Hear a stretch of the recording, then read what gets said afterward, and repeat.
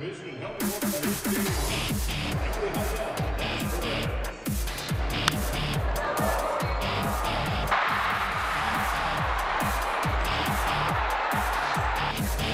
we go. Bases full. Baez deep to left. A grand slam into the bullpen.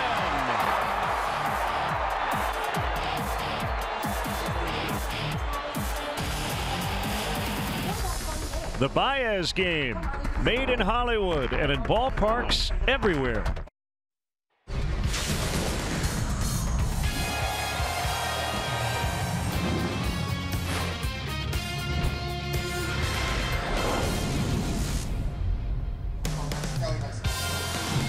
Another beautiful evening here in Los Angeles. We're at Dodger Stadium for Chicago Cubs baseball on NBC Sports Chicago. Game 3 of a 4-game series after the Cubs snapped a 5-game skid with a 9-4 win last night.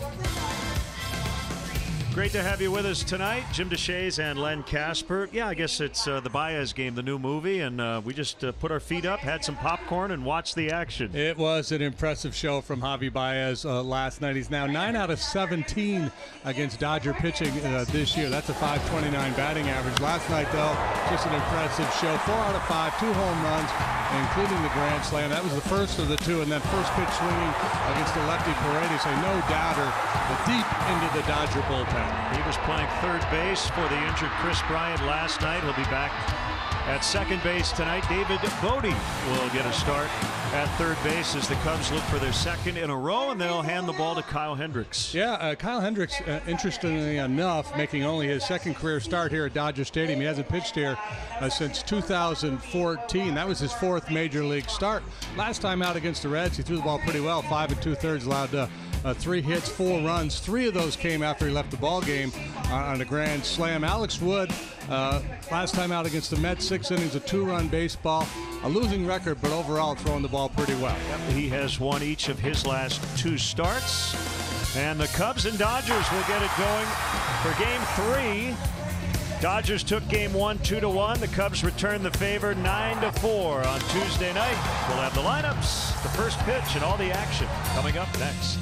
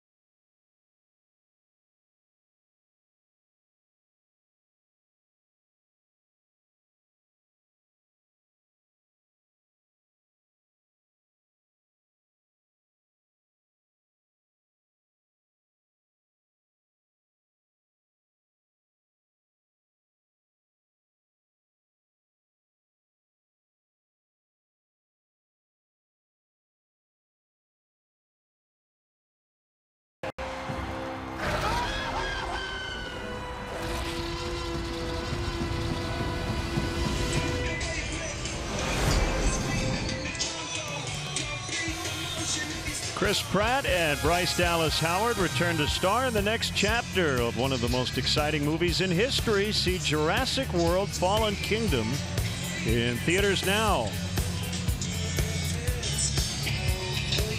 Another beautiful night here at Dodger Stadium. The Brewers lost earlier today, so the Cubs within 2 of the division lead in the NL Central as left-hander Alex Wood takes his final warm-up tosses. Let's quickly get the Cubs Southwest starting lineup he will face tonight. Albert Almora Jr. will lead off, .320 on the year, 4th best in the National League. Hayward, Baez, Contreras, followed by Zobrist, Russell, and Bodie. No Anthony Rizzo tonight. It's Ian Happ at first base for his 2nd start this year, and Kyle Hendricks hits ninth. Dodgers defensively, Jock Peterson plays left tonight. Cody Bellinger center. Yasiel Puig made a key error last night. He's in right. Turner, Hernandez, Forsythe, Muncy third to first. Yasmani Grandal behind the plate. And the Lexus Experience amazing starting pitcher has just delivered ball 1. His name is Alex Wood. He's 27 years old, 6'4", 215. He's got very good control. See the walk numbers, just 16 walks in 80 2/3. Floated down the right field line, and it will land foul. The leadoff man is presented by Benny's Beverage Depot. If Almora gets a hit here, Benny's will donate $100 to the Greater Chicago Food Depository. 74 degrees at game time. Well, we might as well enjoy it while we've got it. It's going to be smoking hot when we get home. Here's a 1-1. It misses low and inside, according to Todd Titchener.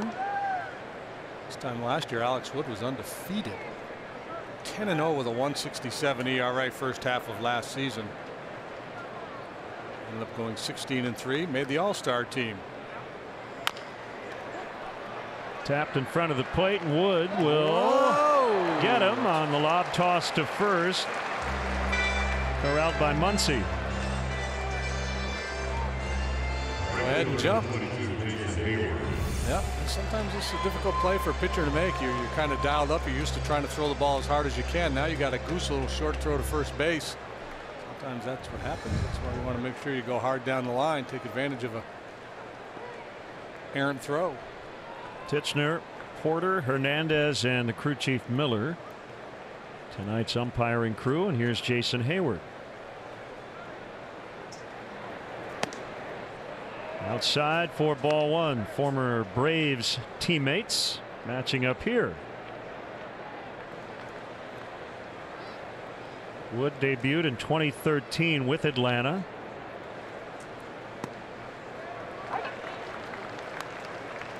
Got kind of an awkward looking delivery. I'm sure had some deception too. Yeah, he brings the funk. I don't know if he brings the noise, but he brings the funk. Swing and a miss. Well, he's similar to Kyle Hendricks in that he's a control pitcher and he's a 3-pitch pitcher, fastball, change, and curveball. The difference being he uses his curveball a whole lot more than Kyle does. And almost all those fastballs are going to be sinkers. And that last pitch was the curve. Strike 3 called on a perfectly located fastball.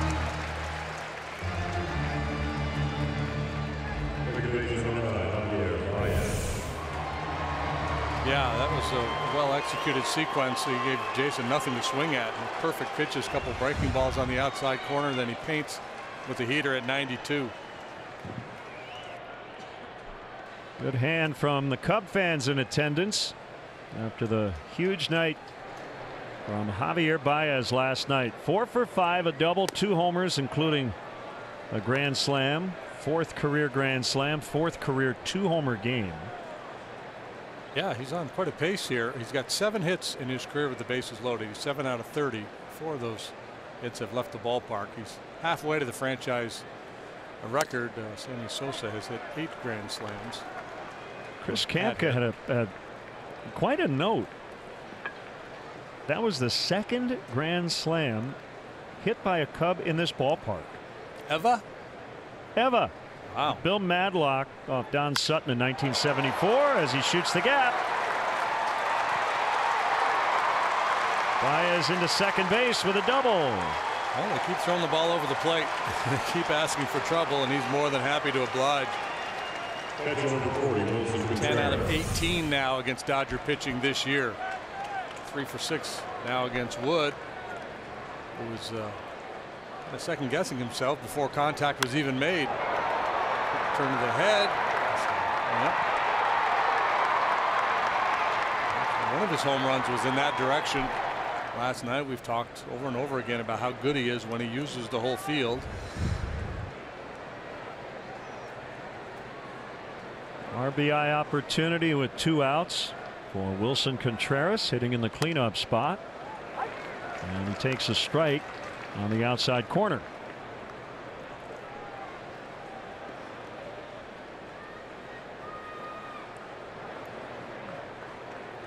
Wood was an all-star last year, led the majors in winning percentage, went 16-3. Also spent 2 stays on the DL. But when he was healthy, he was basically as good as any starter in baseball. Making his 16th start this year. He's the only Dodger starting pitcher who has enough innings to be listed among the qualifiers. Just about everybody in their rotation has been banged up at one time or another, including that man. He'll go tomorrow. Well, that's Clayton Kershaw, by the way. Just didn't identify him. I just said that guy. For those who don't know, yeah. Never want to assume. 1-2.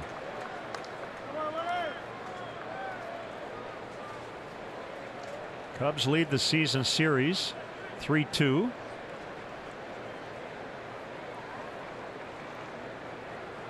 Last night snapped a 5-game losing streak, which had tied the Cubs' season-long skid. Yeah, May 1st through the 6th, they dropped 5 in a row, and then they went on to win 5 in a row. It also snapped a 6 or 7 game losing streak here in this ballpark.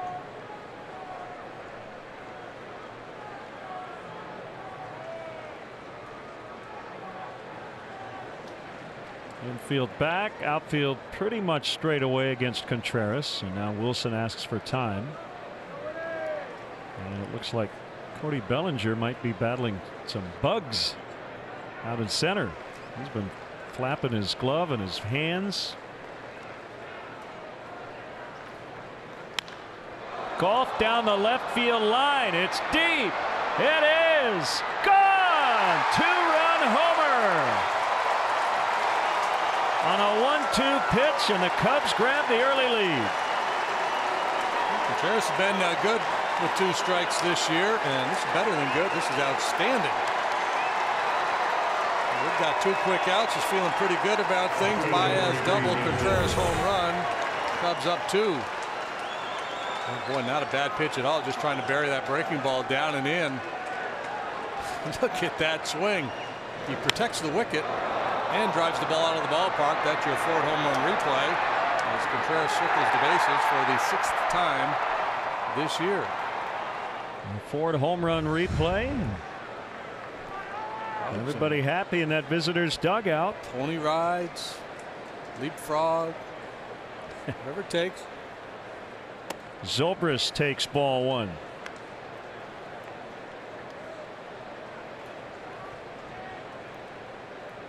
Wood's done a pretty good job keeping the ball in the ballpark. That's just the 10th home run he's allowed this year.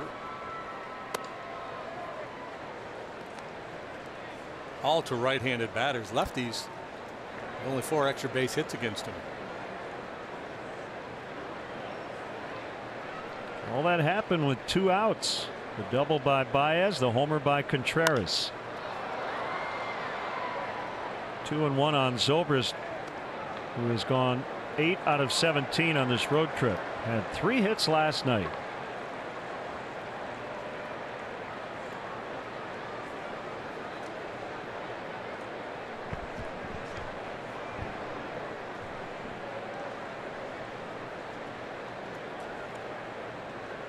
Here's the pitch. Fastball away, maybe high. Wood is from Charlotte, North Carolina, and to college at the University of Georgia. Hit pretty well the other way. Puig will get it on the move to end the Cubs' first inning. Kyle Hendricks to the mound with an early 2-0 lead on the Contreras home run.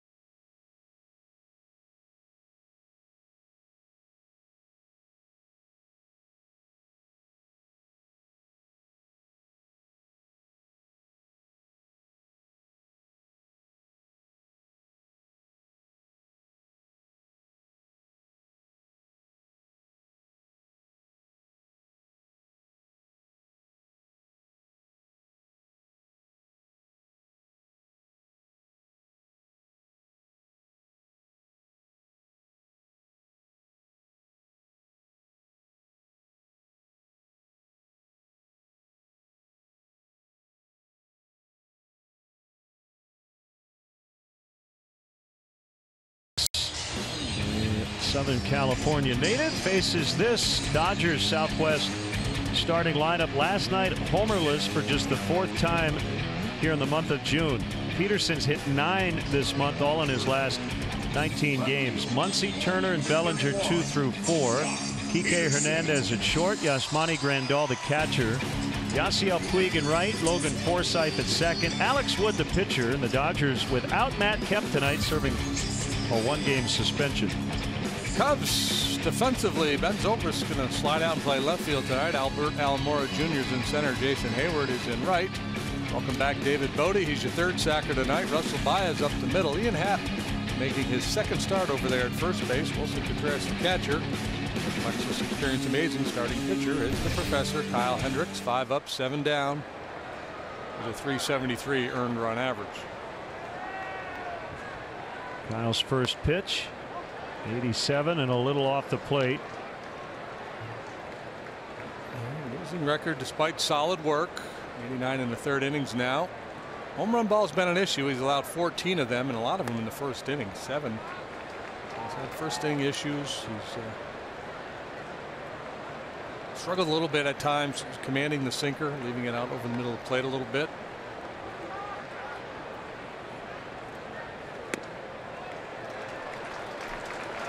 Four walks in each of his last 2 starts, tying his career high, and he's 3-0 on Peterson. Yeah, we talked about the comparison between he and Wood. Same pitches, but the mix is quite different. Kyle only throws his curveball 6% of the time.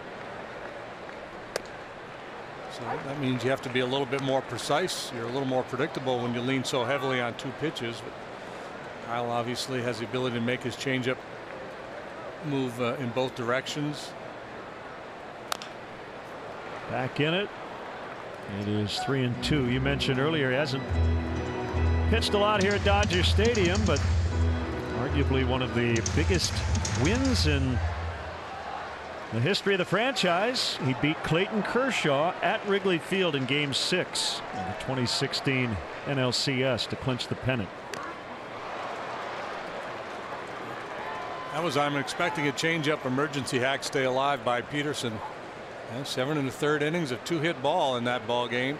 This is his 7th career start against the Dodgers.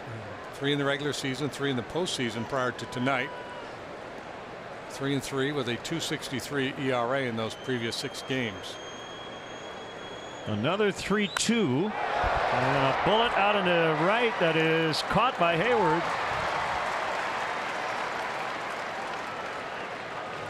Like Jason had a little issue finding that ball off the bat. And the early evening hours. Yeah, well, the misplay on Puig last night, we talked about it in the morning paper. The lights got him a little bit.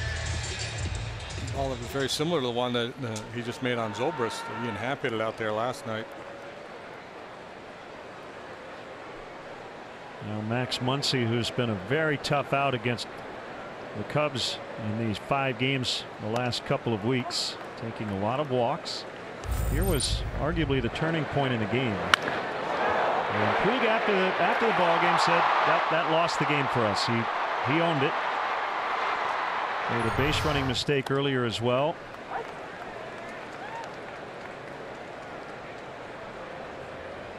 Some nights you're the GOAT, all caps. Other nights you're the GOAT. Yeah, you wear those small goat horns. Yeah. Yep. Another ball hit well deep to center. Gone. Muncy gets the Dodgers on the board with his 16th.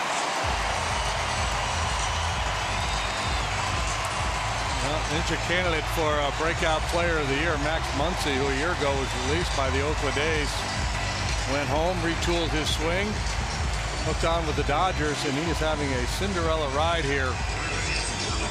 First half of 2018. It looked to be a sinker and stayed up a little bit, and this has been the issue for Kyle. Quite locked in, especially early in outings, and that's fairly common for most guys. And when you're not a power guy, precision's so important.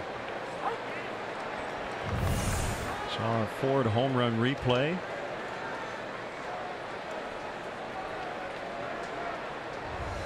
So the Dodgers with the major league leading 49 homers in June, 105 on the season, leading the National League. 1-1 to Justin Turner.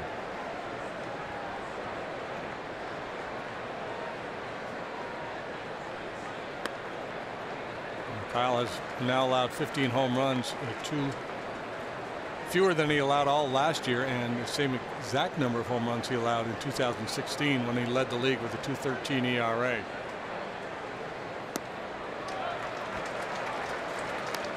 Having trouble getting Turner to bite on the changeup. It's 3-1. Yeah, that's what I've noticed his last few starts. Hitters are kind of getting wise to that changeup. We're seeing a lot better takes, fewer chases.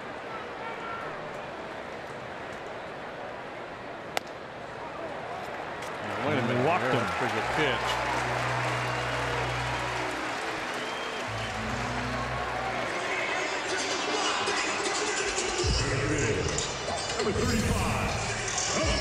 Gonna run a 2-seamer back to the outside corner. Certainly could have been called strike.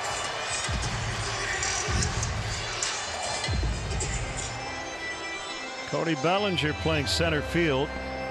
Over his last 5 games, he's got 8 hits, including a double, a triple, and 3 home runs.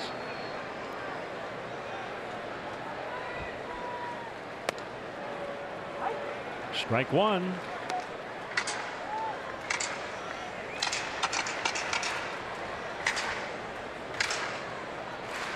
The Dodgers are without their shortstop the rest of the year, Corey Seager, with a right elbow injury.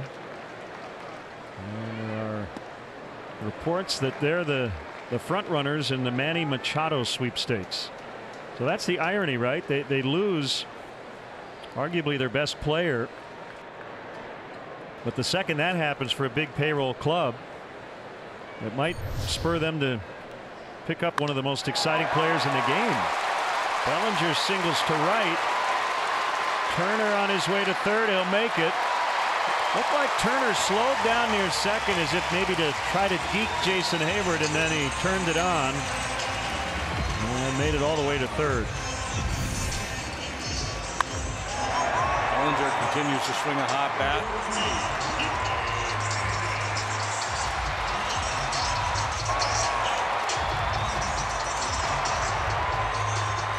Not particularly fast. Looked like he got a real tight turn around second base.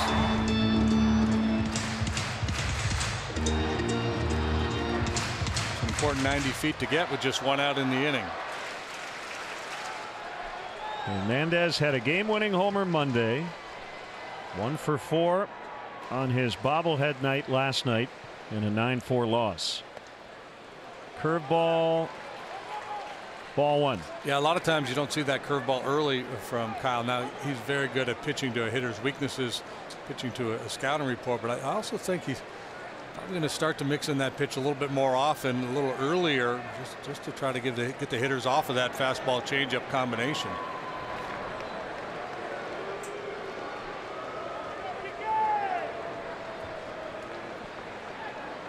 Strange to not see Anthony Rizzo over there at first base tonight. He gets the night off against the lefty Wood. So Ian Happ gets a rare start over there.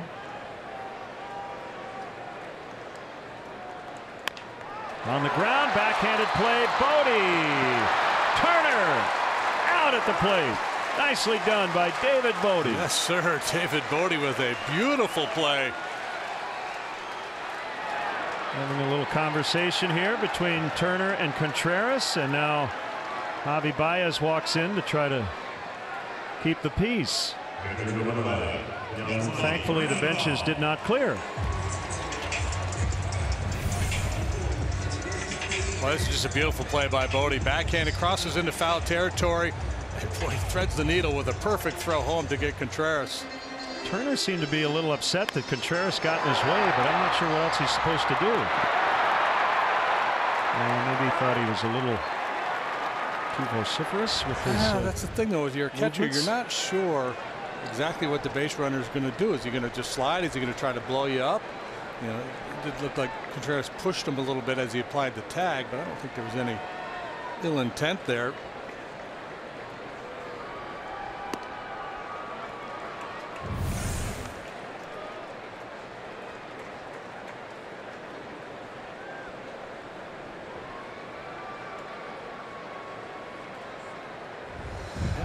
Didn't see anything. First and second with 2 outs and a 1-0 on Grandal outside.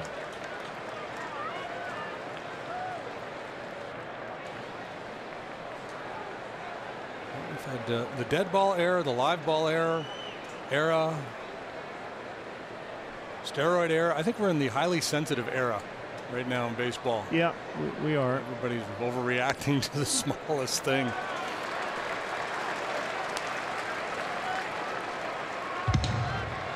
Grandal's a switch hitter. This is by far his best side. I don't think he's got a green light here on 3-0 with a couple of men on base. And a strike, and right where that tag happened is the site of many Mike Scioscia blocks. Yeah, old stories of him just. Yeah, I mean, he just sit on home plate. Yeah, he would not let you get there without running him over. Wouldn't be allowed to do that now. He's got a couple broken legs on his resume, not his, but of guys sliding into him.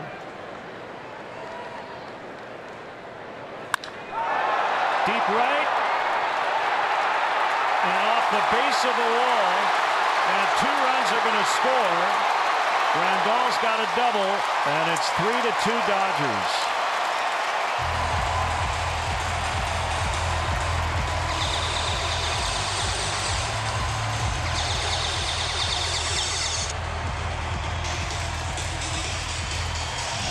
Boy, a raucous first inning. Cubs get 2. Dodgers come right back with 3 of their own, and they're putting some real good swings on Kyle here. He gets caught a little tight to the wall. Ball comes a long way back in towards the infield. Plates 2. Yeah, it hit below the padding. Yeah. That the base of the wall must be made of brick. Yeah, that's I mean, concrete. Because if you play too far back and it hits the padded part, it might just drop straight down, and you have to go get it.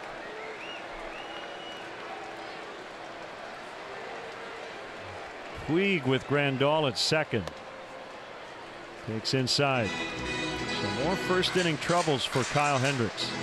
At a 6.60 ERA, first inning ERA coming into this start tonight.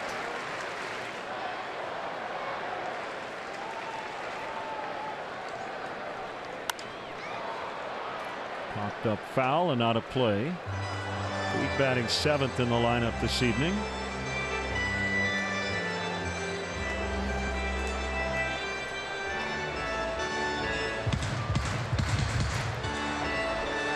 The organist just played centerfold. I guess a tip of the cap to Puig's spread in the ESPN the magazine.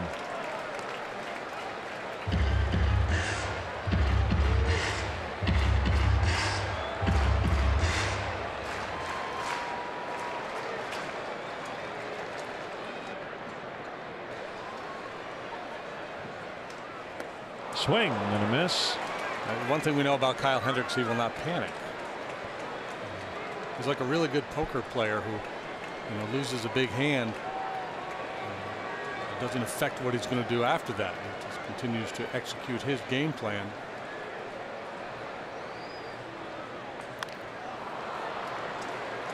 And he's got Puig off balance. A couple of awkward swings on his changeup. 2 balls, 2 strikes. That's Logan Forsythe waiting on deck.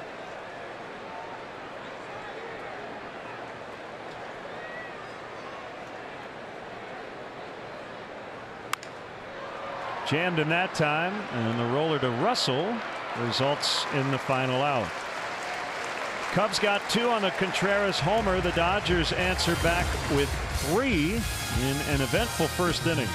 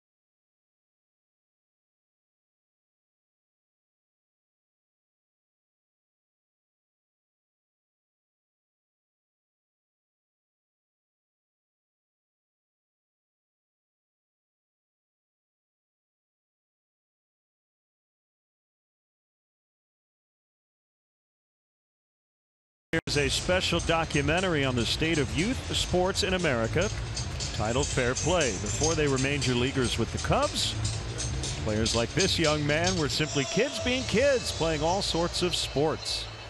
Do you know who this young Cubs personality is? I don't know, but he mixes plaid beautifully. Even at a tender age. Still at a pretty tender age. Well, in baseball years. Yeah. 1 strike on Addison Russell. Addy batting .315 against left-handed pitching this year. He quietly had a real nice game last night. 3 hits. Scored twice, knocked in a run. Continues to be among the top defenders in the game. Pretty good package.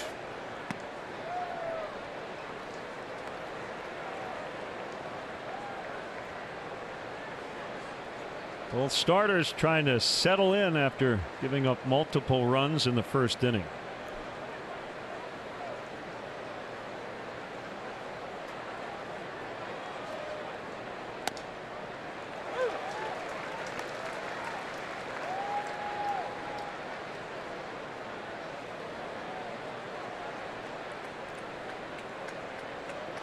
Got another one tomorrow. An early start.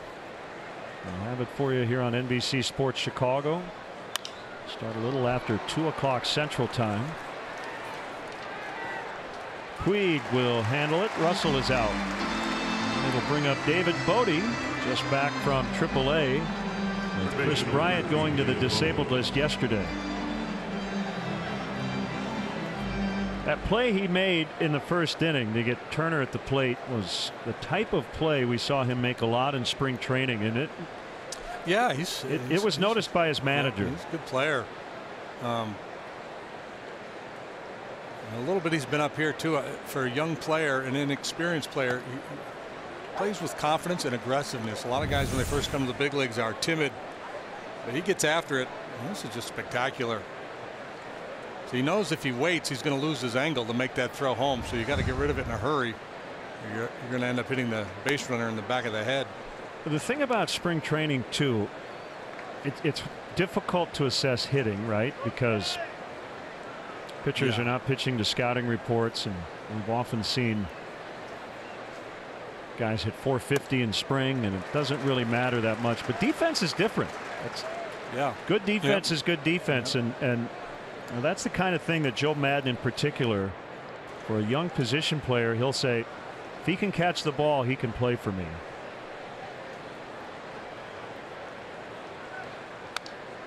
Well, he had a breakout year last year at AA. The power started to show up. He had retooled his swing, and it's evident again this year. He's hit 12 home runs down at AAA. He had 14 all of last year at Tennessee. He's been really good against lefties too. And a base hit. So 6 out of 20. That's a .300 batting average as a big leaguer. Our fair play young Cub. Any guesses? I'd have to see it again. Is it Chris Bryant? Chris. I couldn't see his eyes. Bryant. I need to get a little tight shot of those eyes. Can't you see it? Yeah. The documentary Fair Play, Youth Sports in America, takes an inside look at the multifaceted world of organized sports. Premiering Friday, June 29th at 7:30 p.m. right here on NBC Sports Chicago. That is 2 days from now.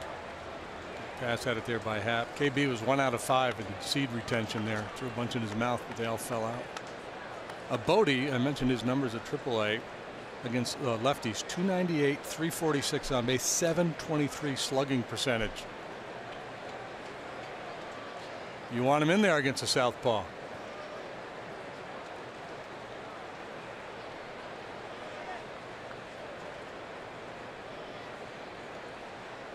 Decent lead by Bodie.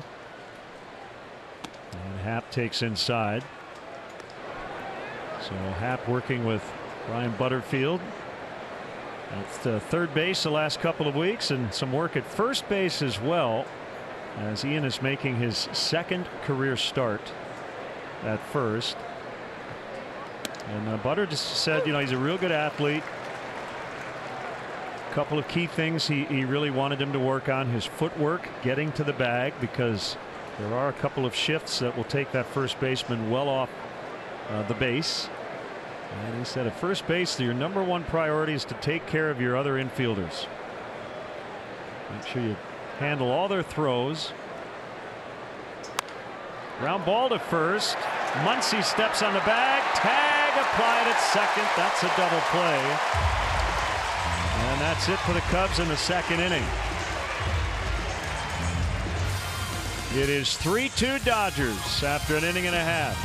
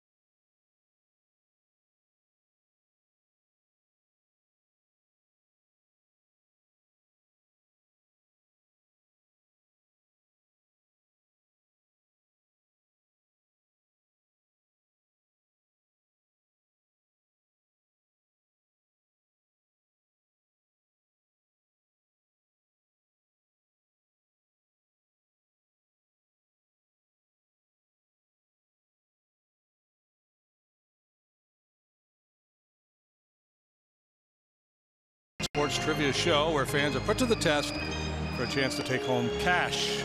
Play along Sunday at 5:30 on NBC Sports Chicago.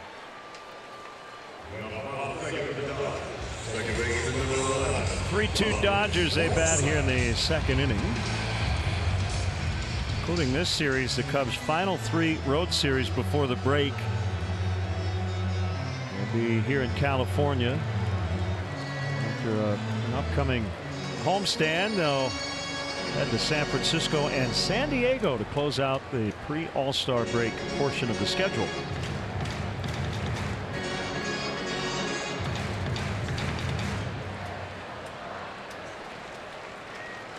Forsythe leading off. The pitcher Wood on deck, and then Jock Peterson. Where was that? Apparently high.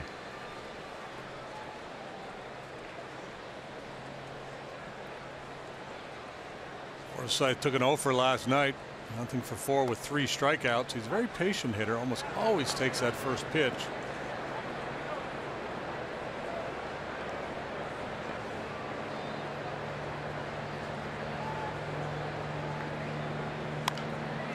Cued on the ground to Ian Happ, and he'll get it to Hendricks.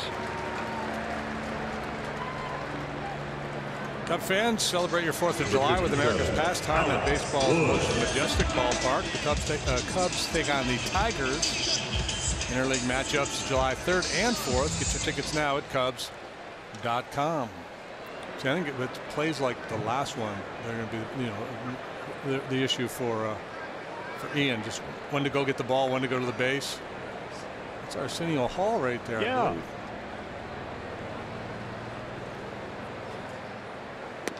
Wood takes low for ball 1.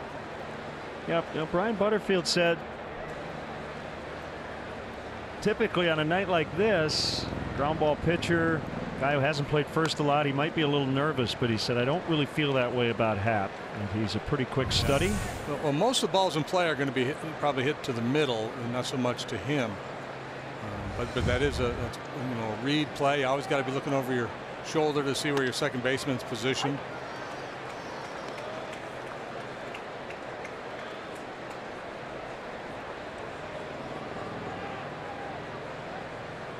Two and 1 to Wood. Just have to remember, as a first baseman, if the ball's hit somewhat softly with Baez's range, he's probably going to be able to go get it. Not the little slow roller that's not going to get out there, but I mean, ball headed to right field. Base hit to left for Alex Wood. Started the year 0 for 23. Number 31, Jock Peterson.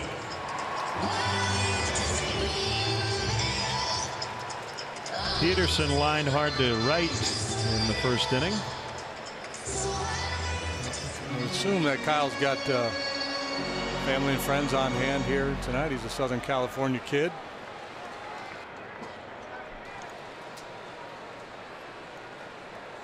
As I mentioned in our open, this is just his 2nd career start here, first one since 2014. Swing and a miss on a changeup.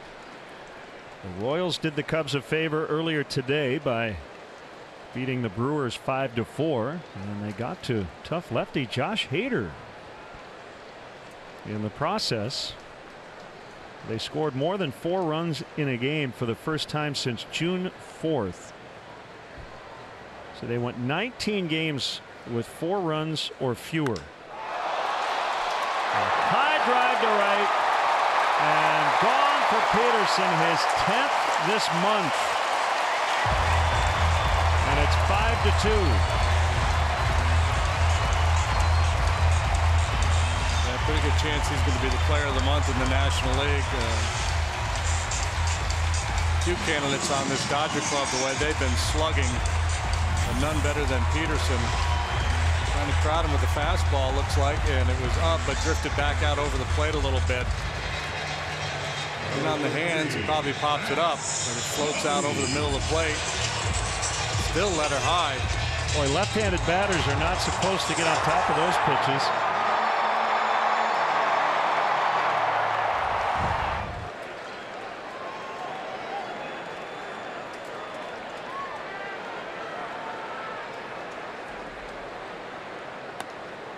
Muncy took him deep to center in the first.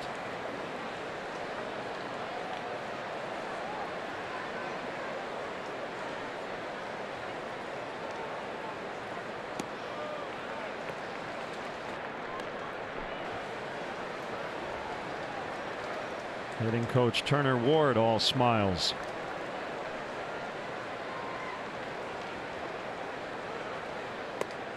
Usually a guy hits a home run and might not start there, but after he gets high fives from all of his teammates, he typically ends up near the hitting coach. And Muncy draws the walk. So a real tough start here for Kyle, and Jim Hickey will head to the mound. I mentioned that there's no panic in it, but he's clearly a little unnerved, fighting himself, trying to figure out what's gone awry here. Number 10, Justin Turner.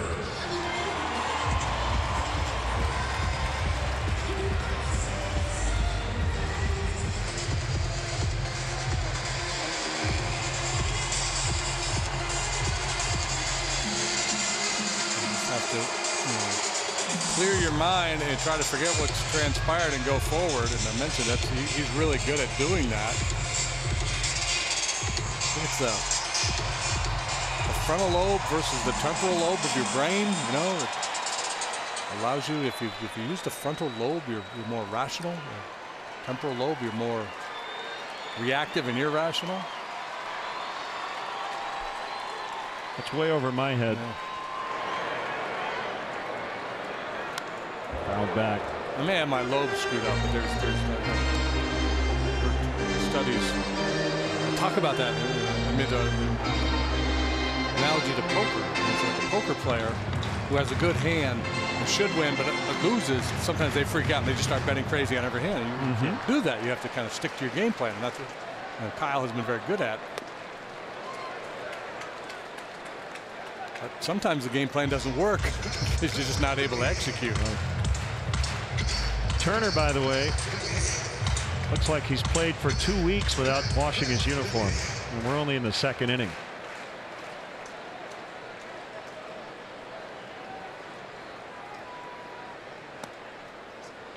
Headlong into third, then sliding into home on the Bodie play.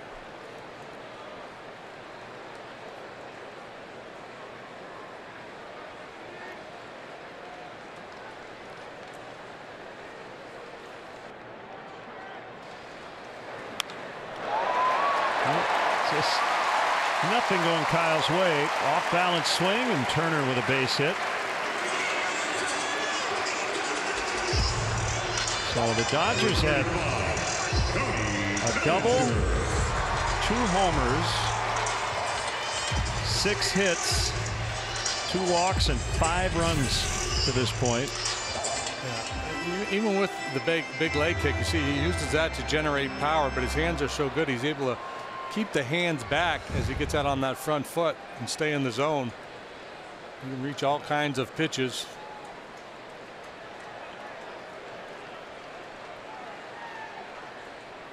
Bellinger takes a strike. The Cubs made another roster move today. They have activated their closer Brandon Morrow. Corey Mazzoni, right-hander, heads back to AAA.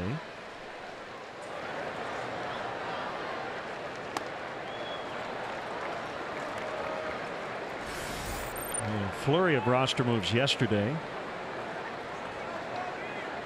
And Morrow telling the media yesterday that he is now putting his pants on while sitting. So it's a game of adjustments. He hurt his back changing his pants. I think we've all tripped trying to put our pants on while standing on one foot. Yeah, and just, you know, if your back's got anything going on, just you bend over, and just, if you don't tighten up, you're susceptible to having something go on you. Change up 2-2. Remember, Brandon had a little bit of a back issue in spring training as well. Something he's going to have to monitor, stay on top of. We're going to get some action going out in the Cubs bullpen, it looks like.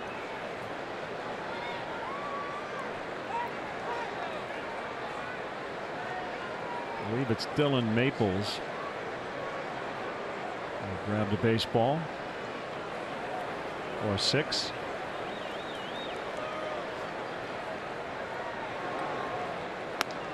Called strike 3 to get Bellinger.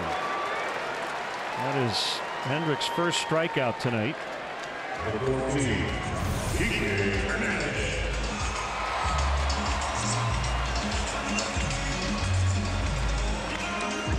89, bottom of the knees, right on the corner.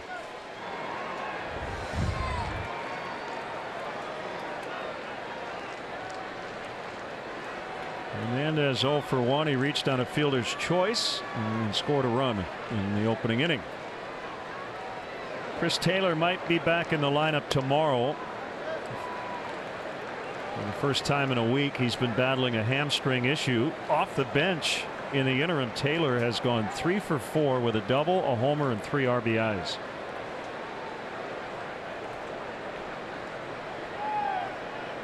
And Hernandez in his place has been pretty productive.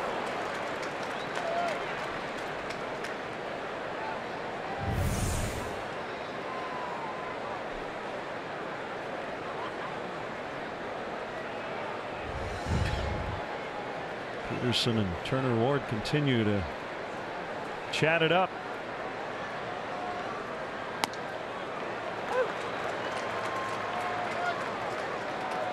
Wow, that's it's a good play by the hitting coach too, to hang out with the guy who's red hot. Yeah, I got him figured out. I got him straightened around. He's good now. Turner's got a little Tommy Lee Jones vibe going on. Yeah.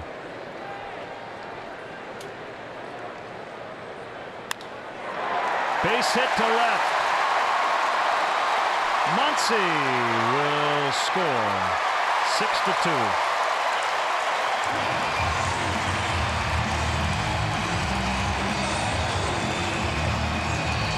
Yeah, as a manager, you're kind of in a tight spot. You got one of your top guys out there, and you hope he can get things turned around and keep you in the ball game. But the same token, you don't want to have him leave the game giving up a 9 spot.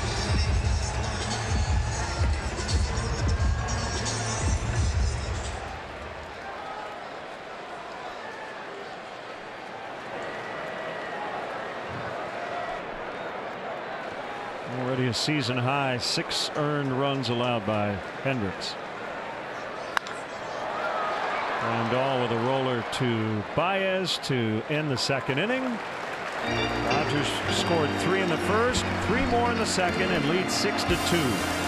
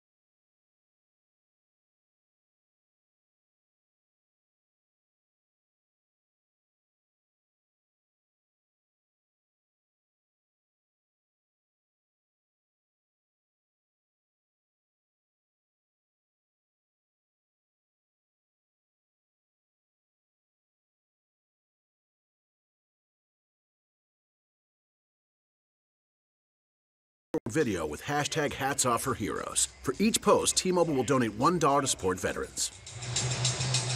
Hey, MLB at Bat is your #1 Cubs app. Customize your experience to catch every moment this season. Get Cubs home screen icons and features such as the MLB.TV Game of the Day, pitch tracking, in-game highlights, live radio broadcasts, stats, news, and more. Download MLB at Bat today. Kyle Hendricks batting for the first time, trailing 6-2.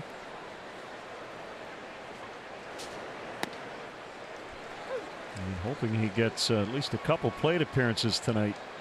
That'll depend on his work on the mound.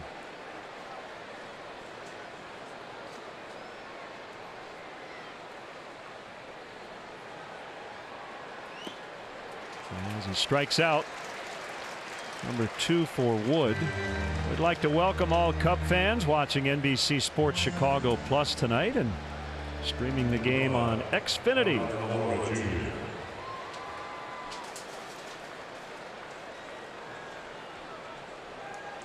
Wood, like Stripling, the starter last night for the Dodgers, does not walk many. He's got the 4th best walks per 9 rate in the league.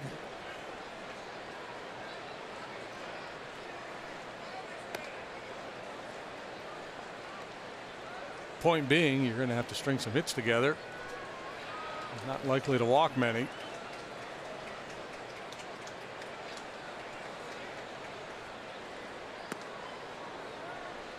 It's been over 3 calendar years since the last time Kyle got knocked around like this in terms of runs allowed.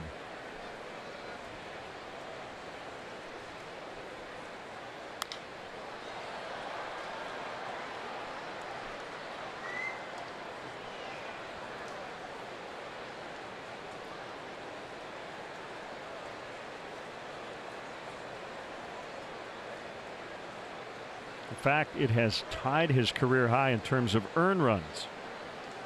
And his 115th career start. That start was at Minnesota. I'm sure we called that game. I don't remember it. June 19th, 2015. Cubs dropped a 7-2 decision.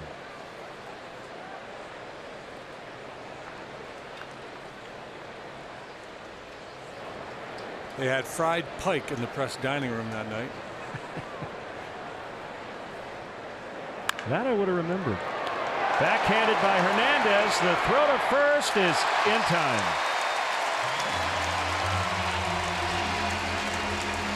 That's a nice play by Hernandez on a ball that was hit pretty hard. Nice to have depth at the position. Seager done for the year. Taylor currently banged up.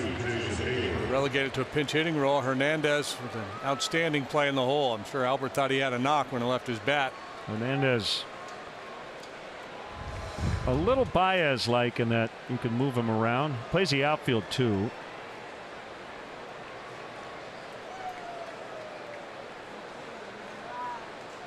Yeah, he's got a little sizzle in his game too. He's flashy. He's not magical, however. He's just flashy. Outside to Hayward. Jason Hayward has never hit a home run in Dodger Stadium. 99 career at bats here. What are you saying? I'm saying he's going to get one today or tomorrow. Well, that won't leave the yard, but it'll get down for an extra base hit. That's a 2-out double for Hayward.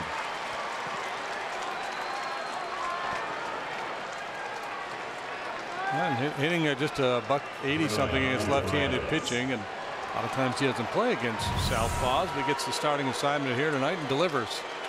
Yeah, Joe leaving him right in that 2 spot.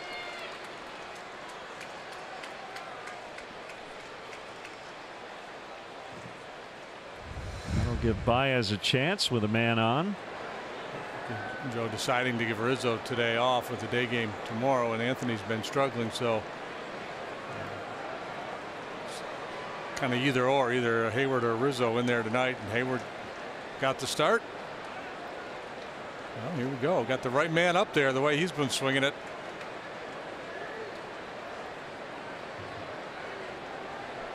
5th in the majors in RBIs with 56. And that ball's going to hold up for Bellinger. Cubs leave a man in scoring position. Midway in the 3rd inning, it's the Dodgers 6 and the Cubs 2.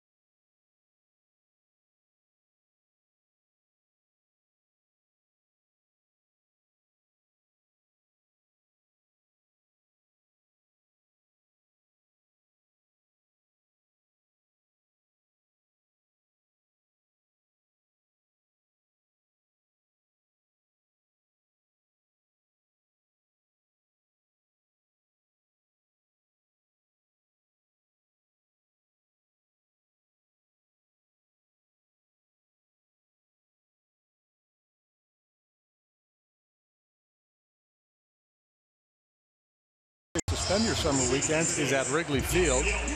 Plan now. Get tickets to weekend matchups against the Reds, Cardinals, and Padres.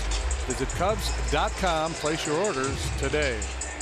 As you enjoy a cold Miller Lite, look forward to the Hold True moment later on in tonight's game.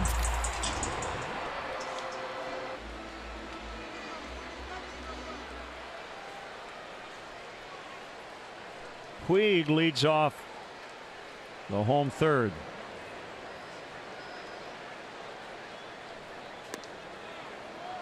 Pitch number 60 for Hendricks.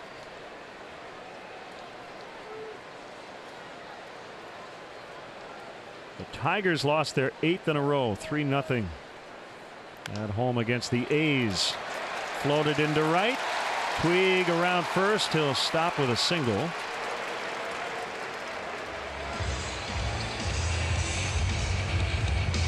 A's have won 9 of 11, and they're 5 games over 500 for the first time this year. And recall in spring training, they were a team You did. You were on the A's. You were on the A's. Jed Lowry had the game-winning RBI for the 3rd consecutive game.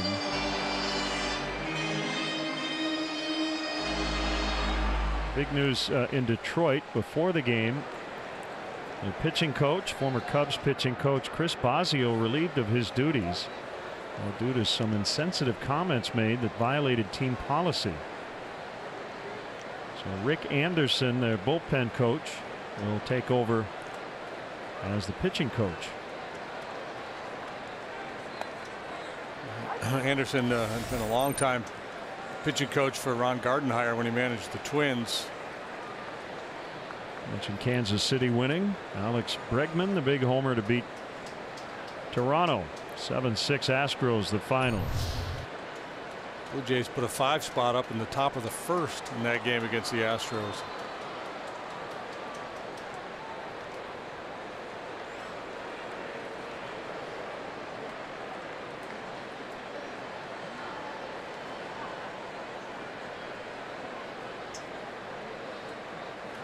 Oh, 1 to Forsythe.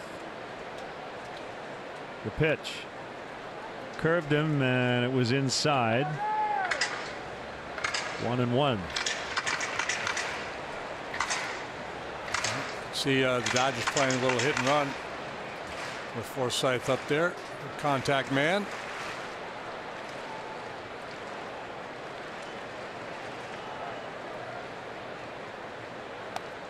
Strike called. 1-2. Rhys Hoskins hit an early 3-run homer in the Phillies' 3-zip win over the Yankees.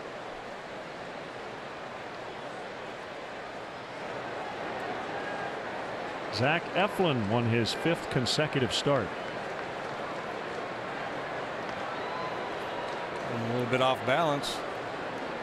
Eflin was good against us, right? That's yep. Rings a bell. Some talented young pitching over there. Aaron Nola, of course. Pavetta. Eflin against the Cubs on June 5th beat Kyle Hendricks 7 2/3, 1 run. Yeah, their bigger concern might be Jake Arrieta, who's struggled here in the month of June.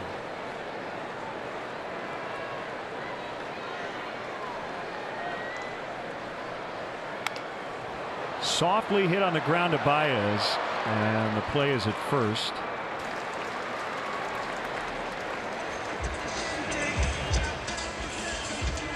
And it brings up the pitcher Wood, who singled in the second and scored on the homer by Jock Peterson. Well, the hope, obviously, Kyle Hendricks can get you through 5 innings and keep the Dodgers right there at 6. Give his guys a chance to come back. Broke out in a big way last night. Scored 9 runs on 15 hits. Most they've scored in 10 days or so.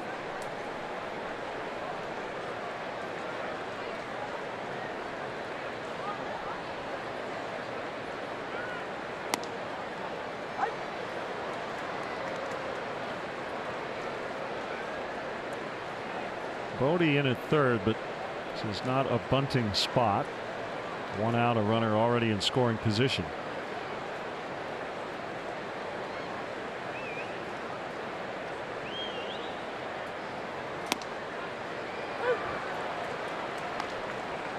It's funny, you can see Wood's pitching mechanics in his hitting.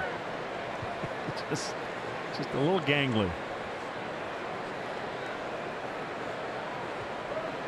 He's got some funk in his batting. Yeah.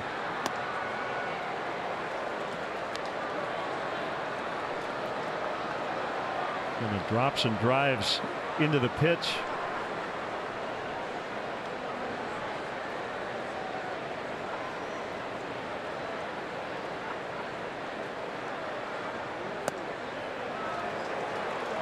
Two and two.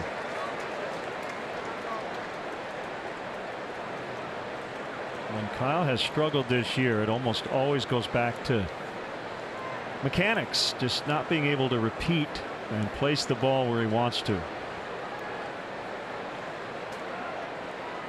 Yeah, and I think too that part of it for any pitcher as they move through their career is the longer you're in the league, the deeper the book that hitters have on you. A better feel for seeing the ball out of his hand, what it's going to do. The best guys that survive a long time and pitch or play at a high level are always thinking, always working, always trying to make adjustments as the league starts to figure them out.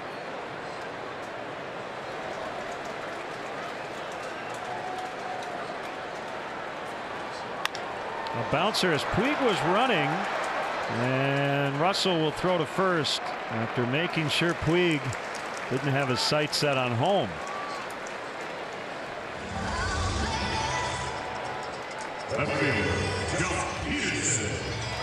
And Puig can play the game a little recklessly at times, and had Russell not taken that little peek at him, he might have taken a shot at it, but Addy shot him a look, said don't you even think about it. That's going to be it for Hendricks. So a short start. Joe will bring in the lefty Dunsing to face Peterson, who homered in the second inning. It's 6-2 Dodgers, third inning, and we'll be right back.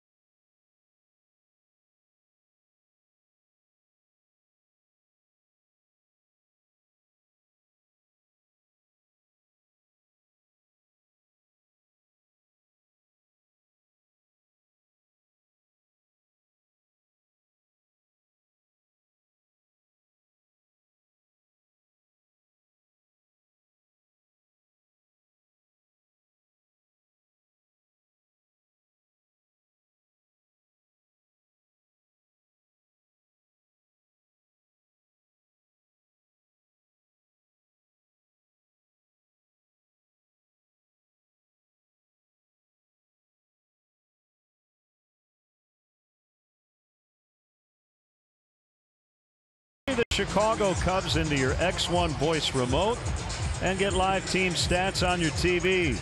Change the way you experience TV with Xfinity X1. And time now for the BioFreeze call to the pen. Official external pain relief of the Chicago Cubs. It's been a tough go here recently for Ryan Dunsing as he'll work with a runner at third, 2 outs against Jock Peterson. Well, the Cubs are going to come back in this one. You would think they're going to have to lean heavily on the left-handed part of their bullpen. Peterson, Muncy, Bellinger, Grandal. You guys neutralized a little bit with left-handed pitching. Yeah, Brian over his last 10 appearances going back to May 29th has an ERA of 21.86. 7 innings, 16 hits, 17 earned runs. Charged with 2 runs last night after he had left the game. Just kind of the way it's gone here lately for him.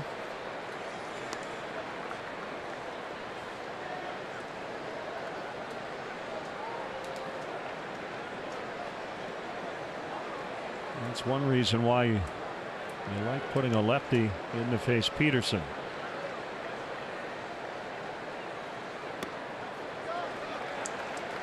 Two balls and a strike.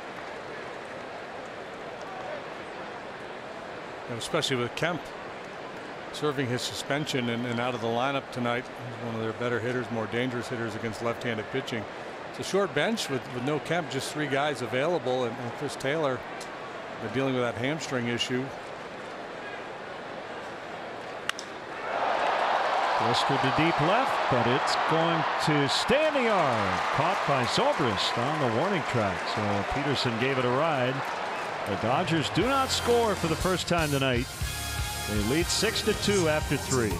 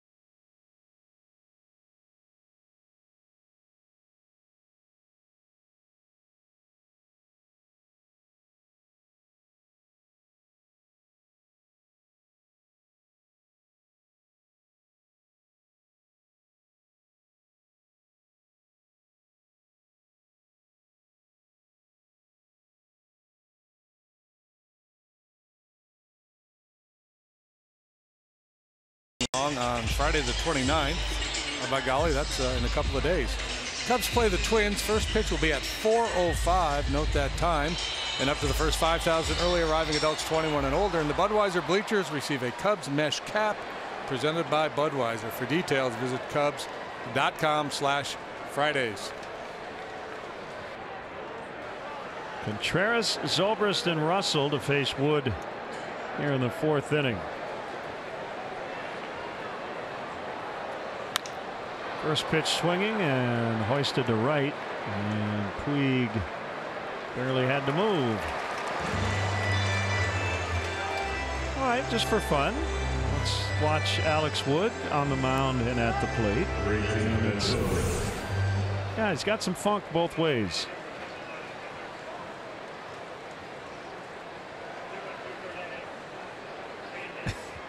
kind of the right-handed version of himself batting.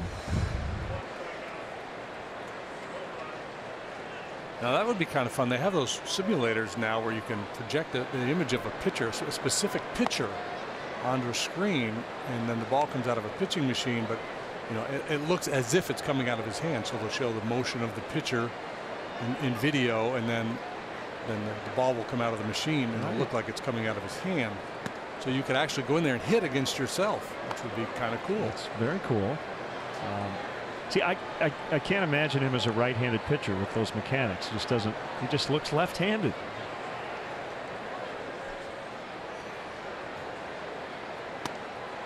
Strike to Zobrist. I've told the story in the past. Ted Lilly used to watch games in his hotel room in the mirror to see what guys look like from the other side. He wanted to see John Smoltz left-handed, so he'd watch the game in the mirror, which I think is kind of cool.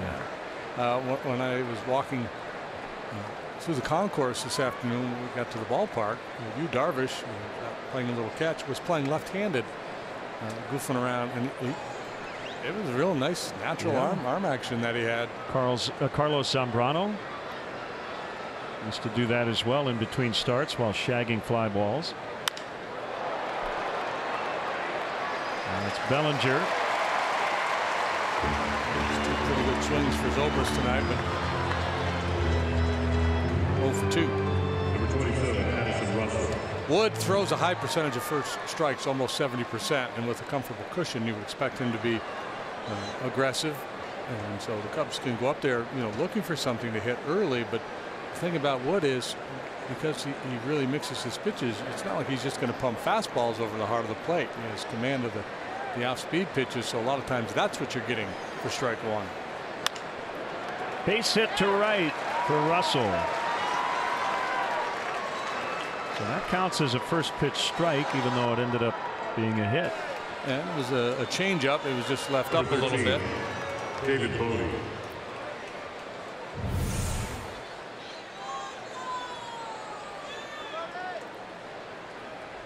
Fastball averages 90. We've seen 92 here tonight. Changeup will typically be 83 to 85. Curveball throws pretty hard, 83. He absolutely owned the bottom of the strike zone with all 3 pitches last year. Put up that 16-3 record. Bodie 1 for 1. Yeah, you look at his numbers and it just feels like he's had some tough luck this year to have a 4.13 ERA. It's not horrible, but it's a little higher than league average. When you look at all the other numbers, the strikeout rate is good. The walk rate is among the best in the game. He has not given up a bunch of home runs.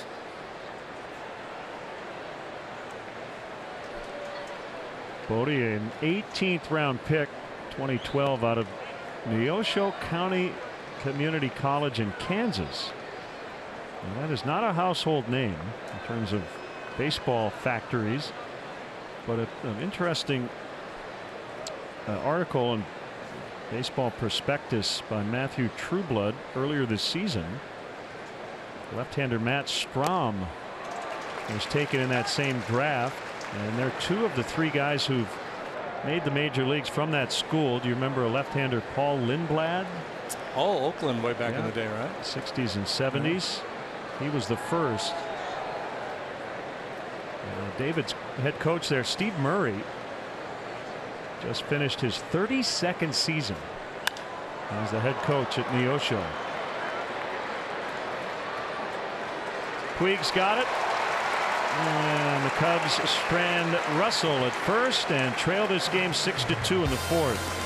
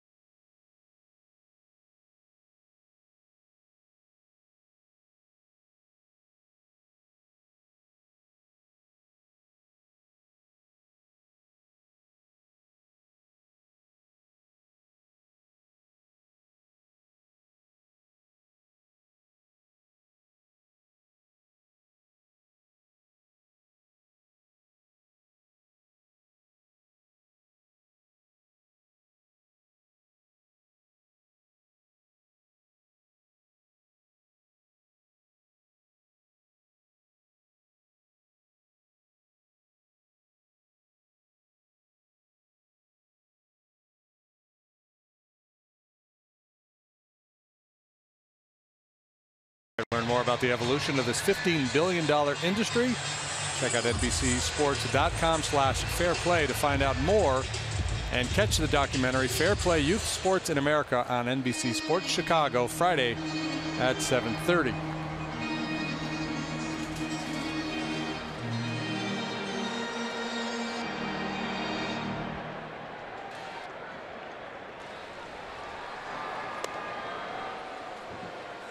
Curveball missed to Muncy, who has homered, walked, scored twice.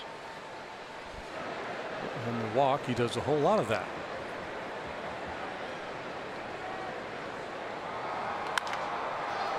Yeah, this is the 6th game he's played against the Cubs this season. He's walked 9 times.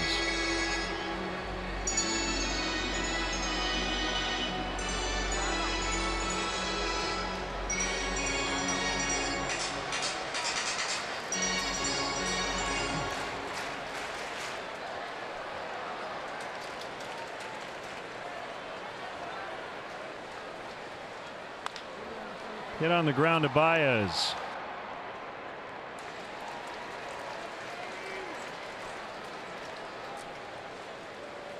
Third baseman, Justin Turner.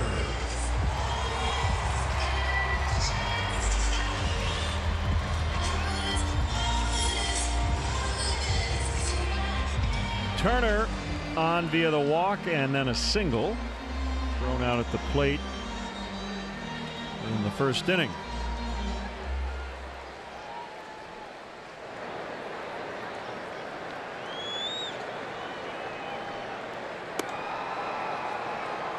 Cardinal game is the final. They got beat by Cleveland 5-1 tonight. Both Cardinals and Brewers lost. The Biebs was the winner for Cleveland tonight. Shane, is it right? Shane Bieber, yeah.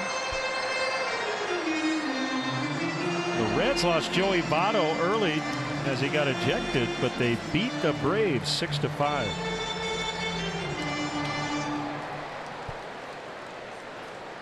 Reds have won 9 of their last 10.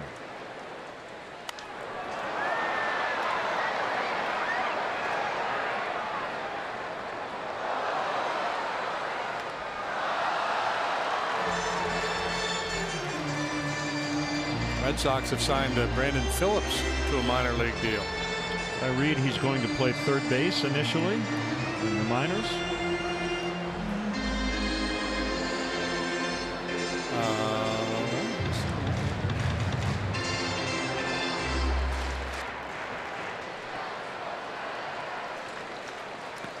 2-2.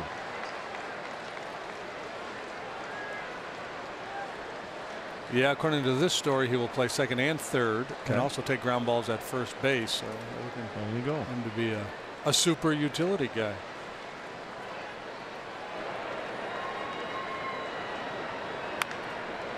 Just foul. Nice footwork over there by the crew chief.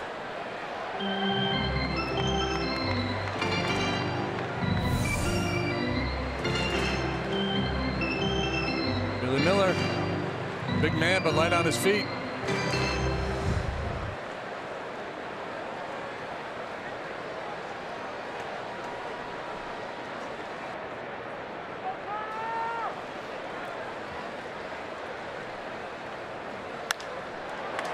Base hit right field.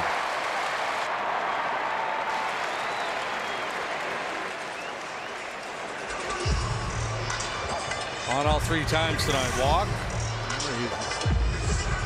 That pitch out away from him to left field. And this time the ball gets deep and he fights it off. The story's been told a few times over the last few seasons, but Justin Turner was just a guy. With the Orioles and the Mets, 2009 to 13, he was a .260 hitter with a .684 OPS. As a Dodger, .299 with an .869 and power. Yeah, kind of the Jose Bautista model. Crowd the plate, leg kick, and just try to drive the ball. Try to catch it out in front. Dunsing will glove and he'll throw to first to get Bellinger.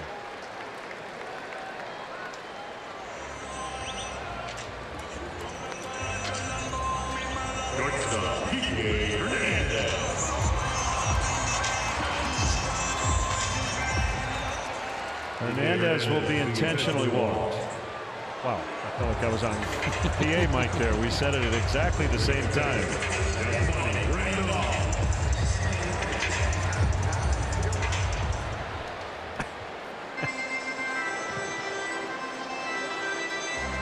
Instead, Grandal will bat with 2 on. Switch hitter batting from the right side.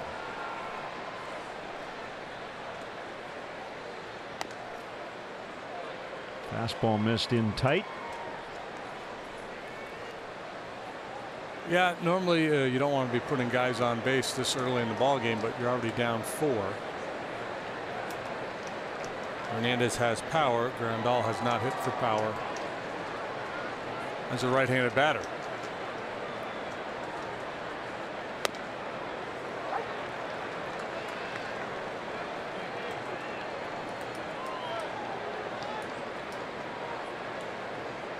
He's batting .203 from the right side with no home runs.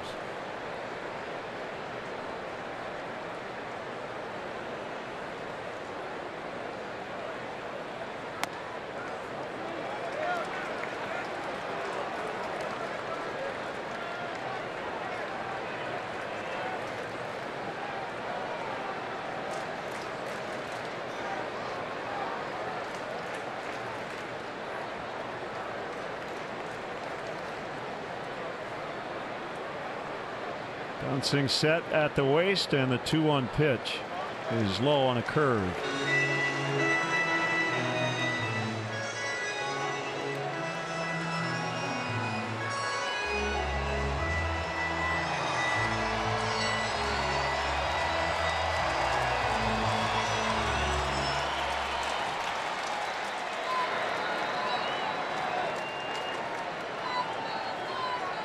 Turner, bottom of your screen, the lead man at second base. Hernandez at first. And it's 3-2 on Grandal. Oh, appeared to get a good chunk of home plate. Seen him a couple pitches in. He felt that one was well off the plate, but it was right there.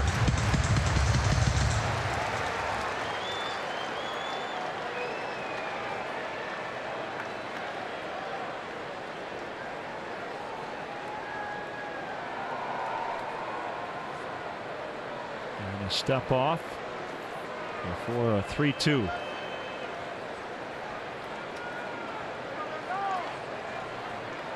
It's 10 years in the big leagues for Brian Dunsing.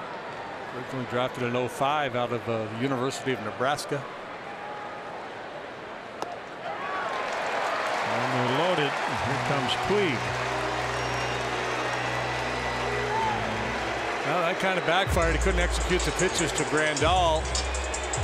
You do treat with some deference from the left side, but not so much as a right-handed batter.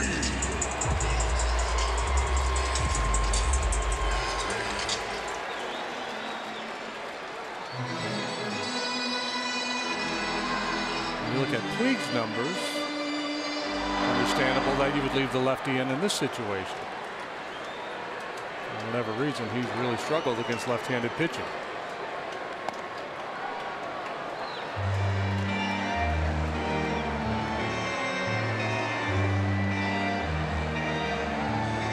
Score an inning dictate your pitching moves, and since we're only in the 4th inning here, Joe's not going to waste too much bullpen, trailing 6-2, so you hope Dunsing can get out of it.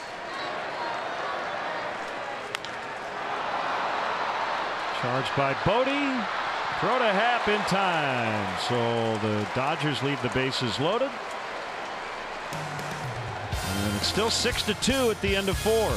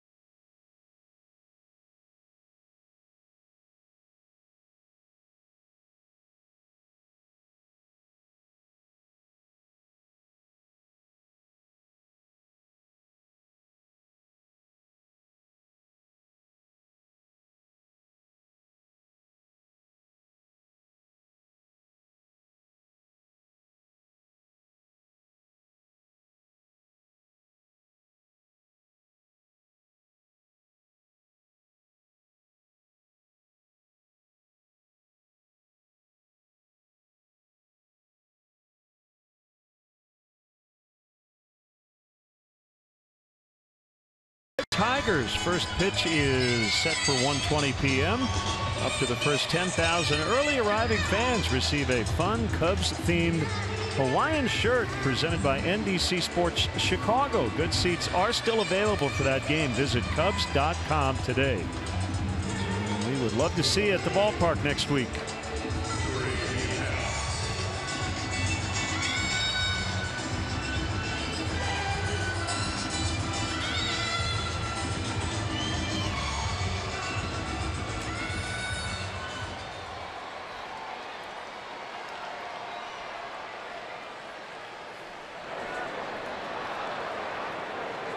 Had at least one hit in every inning, total 5. They haven't had a leadoff man reach yet tonight.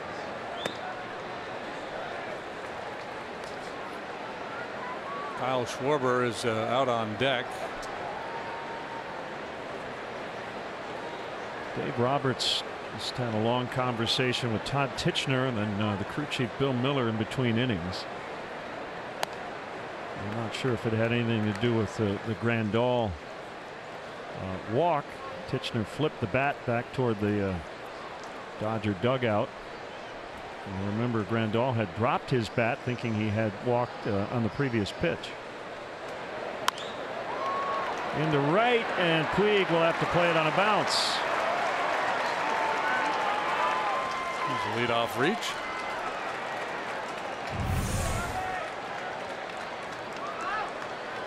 Looked like Dave Roberts saying, "I apologize."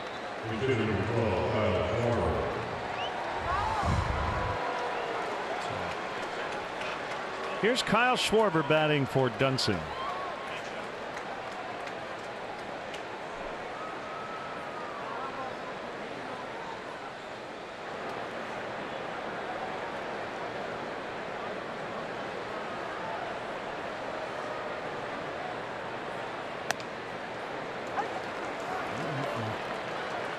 Kyle from time to time push a bunt towards third base for a base hit. With the tough lefty out there. He has not allowed a home run to a left-handed batter this year.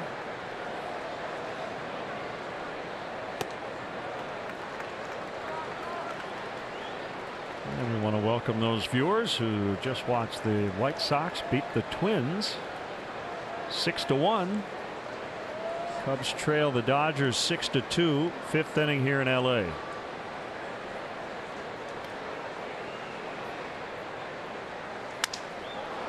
Schwarber will need a new bat. He needs some new thumbs. That Minnesota game with the Sox was in Chicago, correct? It was. James Shields went 7 scoreless. So the Twins could stay right there in Chicago. No, I think by law they have to. By baseball law, they have to check out of their hotel and then check back in. Yeah, I would think they'll just move to a hotel a little further north. They'll be in downtown Chicago all week into the weekend. To first, and Muncy had a little issue getting the ball out of his mitt, so he just decided to step on the bag.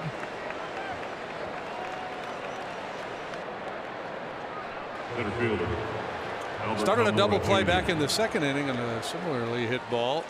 This time I think he didn't get the handle. Happ's speed, Happ was able to take that angle away from him too. Once you regrip and the base runner so close to second, it becomes a very difficult throw to make. Did the prudent thing, just getting an out.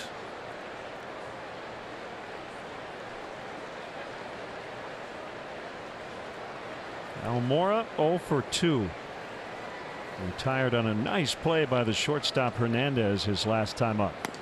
Swing and a miss.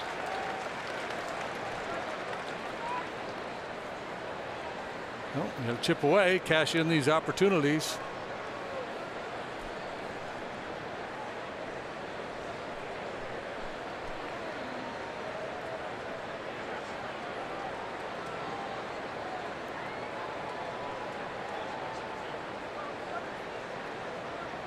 Could have been a double play. Should have nailed the lead runner. Didn't happen. See if the Cubs can take advantage.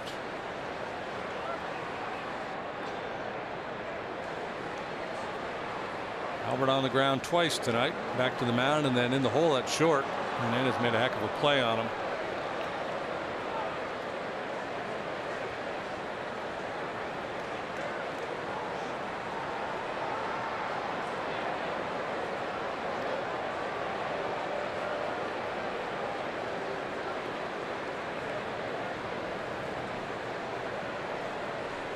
Titchener marking the mound visit.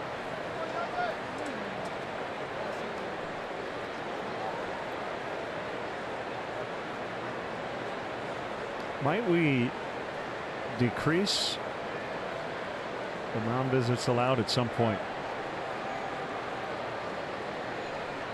Right now it's 6, and if a team has gotten to 6 in 9 innings, I'd be surprised.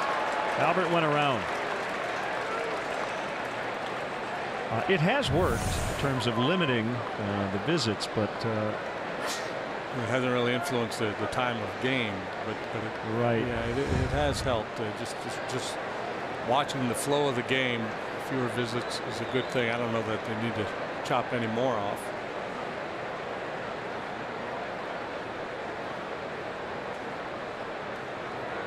Swing and a miss, strike 3.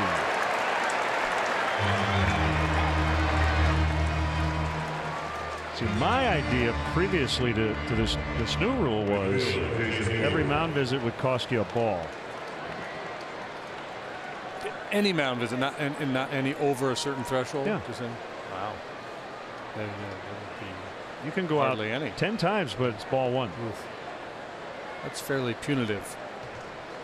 Well, you'd have to really want to do it, right?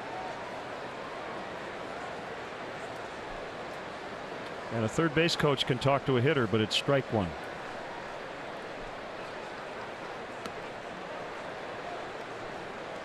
You've got some wild and wacky ideas. I had one today. Thought crossed my mind. What do you got? Let's see how this plays out. There's 2 outs. All right. I'll take a deep dive here. Have the inning end. Okay.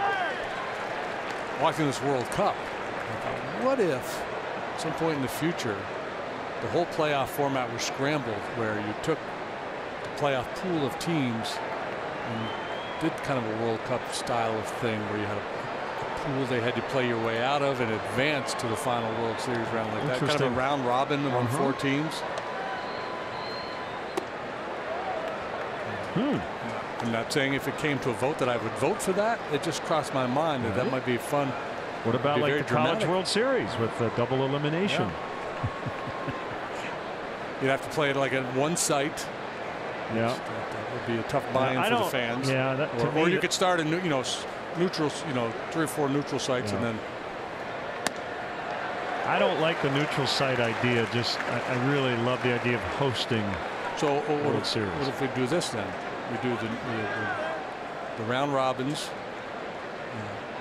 Teams that have the best record get to host the pool. Okay. And then when you get down to the final 2 teams, they play a series. Sure. Okay. Now you're traditional format. Talking.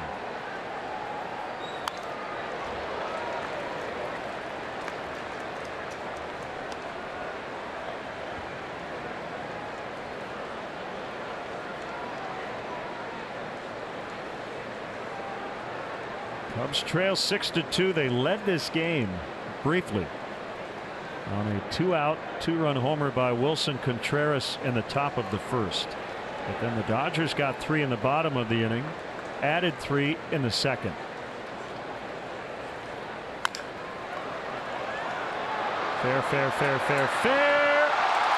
No. And here comes a run. Happ is safe. And man, oh man, Todd Titchener, the home plate umpire, was not in a great position to make that call, as he was halfway down the first base line.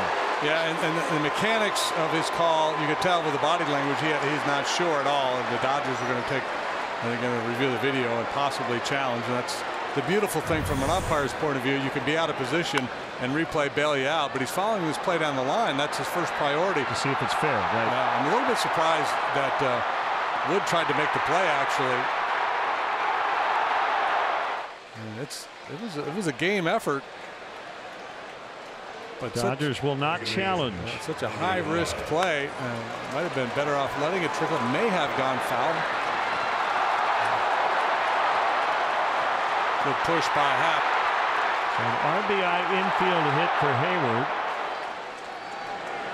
Wood thought Happ was out, but he was not.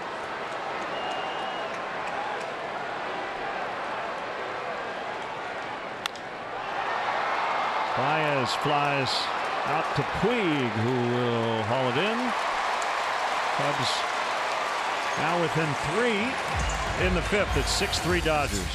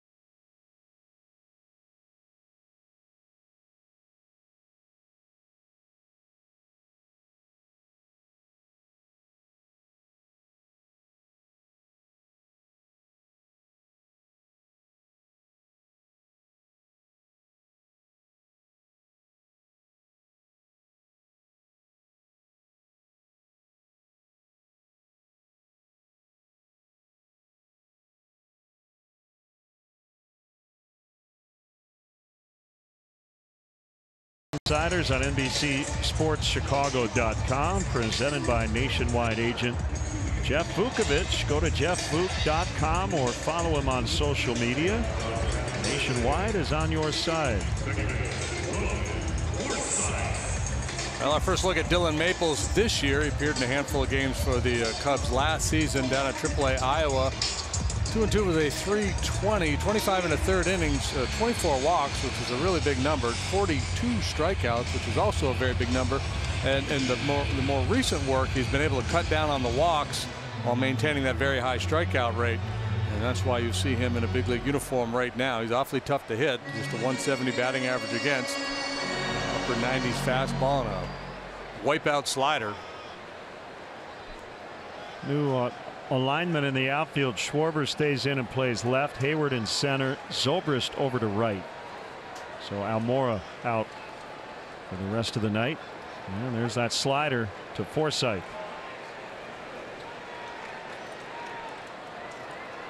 It's only a 3-run ball game. It's felt like it's been all Dodgers. We're only in the 5th inning, so if the bullpen can hold them the rest of the way, you never know. Yeah, that's the advantage. Probably not the best word to use, but when your starter gets knocked out early like that, you can play the matchup game the rest of the way. But whatever pitcher you want on a specific part of the lineup. Johnson did his part, and now Maples gets his turn, and slider, slider, slider so far to Forsythe. A big, strong kid. 6'2", 225. And that one got away from him. A fastball at 99. Yeah, we saw that at times last year where the slider was easier to command than the fastball. It's kind of like Tyler Chatwood, gets that cutter, good feel for the cutter, finds the zone. sometimes that arm side fastball gets away from him.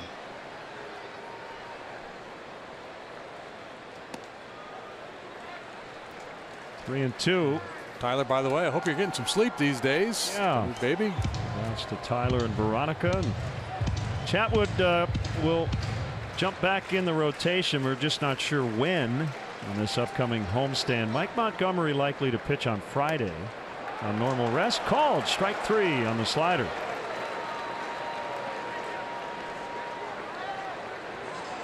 The second strikeout by Cubs pitching today. Bellinger got caught looking in the second by Hendricks, and now Maples gets fourth sight.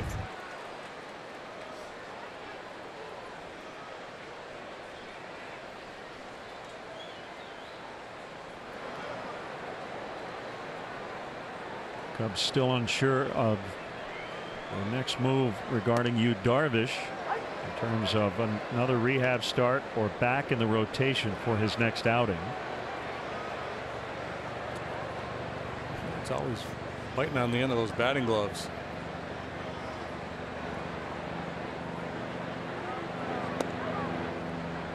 One ball and one strike. Yeah, reading between the lines, I get the sense there's going to be another rehab or maybe another sim game or something. Just based on what I read, what you said, it was like, well, we'll see. We'll see. You know, if he felt like he was good to go, I think it would have been a more demonstrative, hey, let's get it on. I'm ready. Scheduled for a bullpen session tomorrow, and then we'll know more after that. Yeah, and maybe he comes out of that tomorrow feeling that way.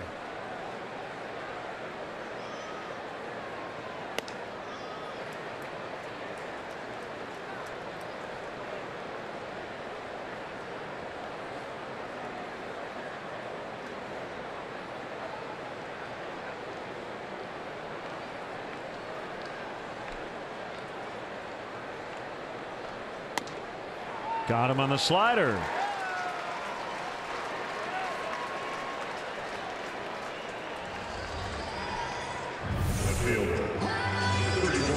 I think Larry Anderson would enjoy watching him pitch. That's Carlos Marmol. He loved to throw that slider. This is more of a sweeper.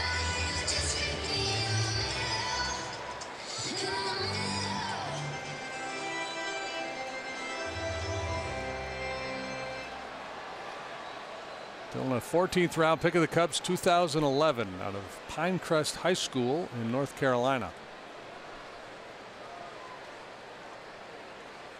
Wasn't long ago where he had contemplated hanging it up,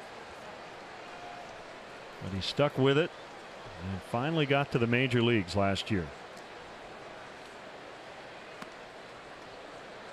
Yeah, it has to be frustrating to have this kind of ability and struggle the way he did because of the lack of command. Golden arm.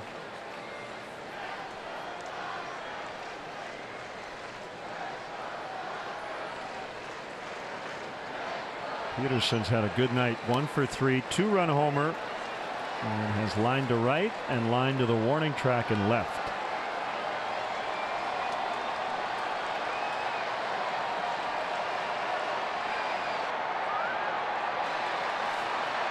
Paper airplane just landed near David Bodie, and the fans over and left were cheering it on. Chris Woodward will take care of it. That was impressive. Like David, he didn't go with the crumple it up, put it in the back pocket. He didn't want to smash up somebody's handiwork. Yeah, you can appreciate that with your baseball card flipping abilities.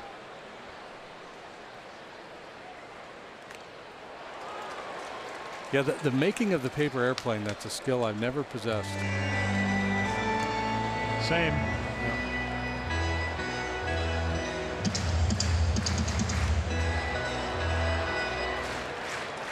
I was good at making the little field goal, a little triangle. Yeah, that I was good at. 2 feet straight nose dive for my paper airplane. I'm glad you're not the pilot tomorrow. 2-2. Muncy on deck. 6-3 Dodgers, 5th inning. So the Dodgers, with the misfires of the fastball, they can pretty much sit slider. But even with that, because it is such a good slider, doesn't mean they're going to be able to do anything with it.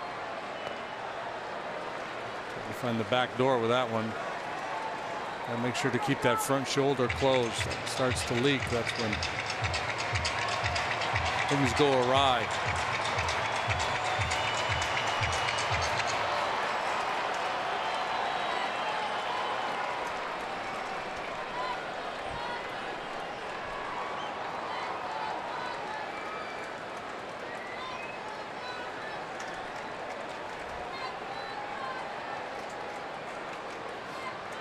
Three-two is fouled.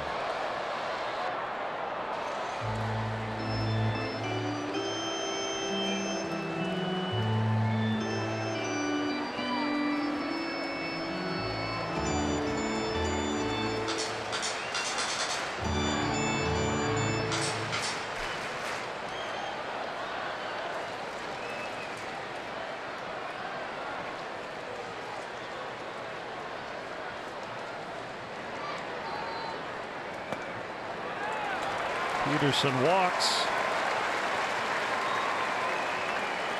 to bring up Muncy. First base, number 13, Muncy.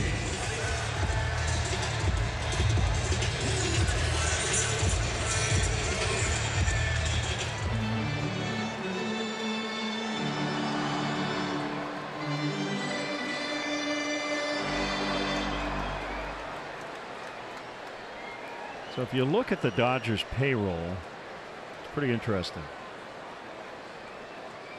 Clayton Kershaw this year will make over $35 million. Matt Kemp's actually the second highest paid Dodger. Rich Hill, Turner, Jansen, Puig. But they're getting really good value at the bottom of the list. Ross Stripling, $555,000. Chris Taylor, $575,000. Cody Bellinger, $585,000. Seager on the DL, but making $605,000. Yeah, and that's why I think it's beneficial to clubs if they have talented young players, if they can get them to the big leagues in a hurry and trade out some of those high-priced veterans for guys under control, pre-arbitration players that are making a minimum or just a little bit over. And they play like Bellinger did, then that's the grand slam.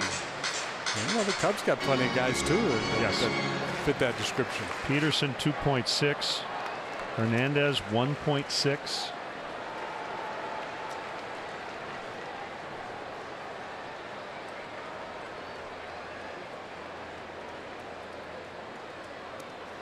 Wow, look at the action in that thing.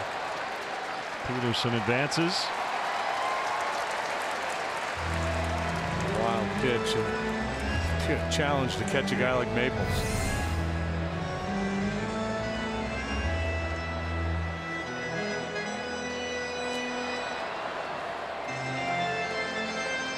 Talk about a lane changer.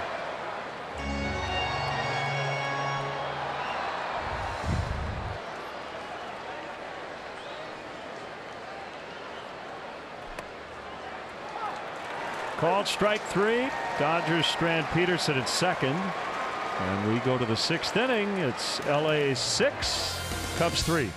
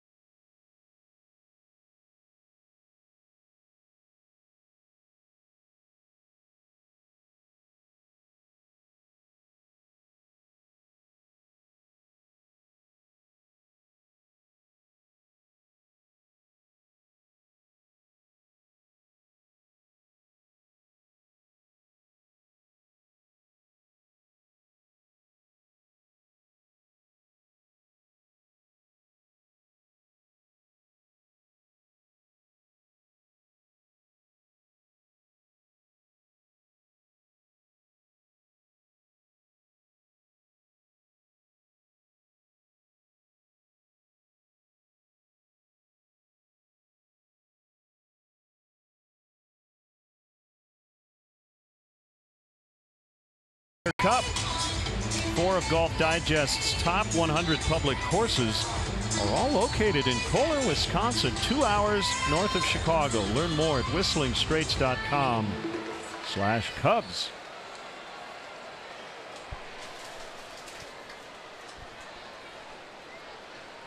Wilson Contreras with a home run in the first inning. 1 for 2 on the night, facing Alex Wood here in the 6th.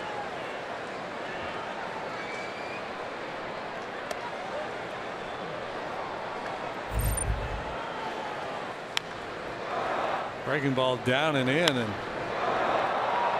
somehow managed to lift it out of the ballpark. It's an impressive swing of the bat on a tough pitch. Not a lot of 344-foot home runs you'll see. He hit it in the right spot. This time not so much, as Puig makes the catch.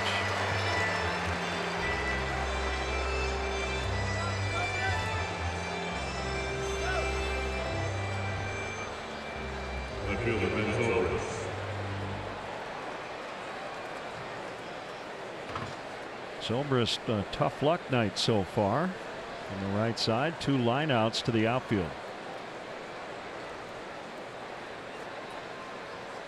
Lefty day tomorrow.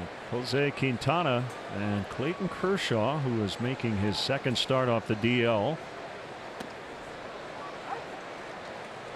Looked like it would be his first start back after a rehab outing on Saturday, but he started in New York instead. Had been out with a back issue.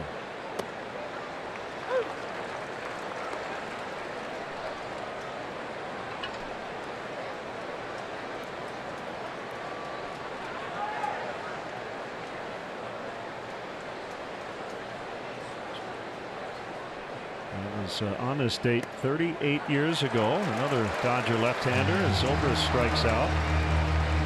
Our buddy Jerry Royce threw a no-hitter against the Giants at Candlestick Park. Yeah, boy, take a look at Jerry Royce's career numbers. He was outstanding for a long time. We see Jerry when we play in Las Vegas in spring training. What a nice man. Yeah, Jerry, great guy. He lives in Vegas, and he does their games on the radio. AAA club. Line to Turner for the 3rd out, and the Cubs go 1-2-3 for the first time tonight, trailing 6-3 in the 6th.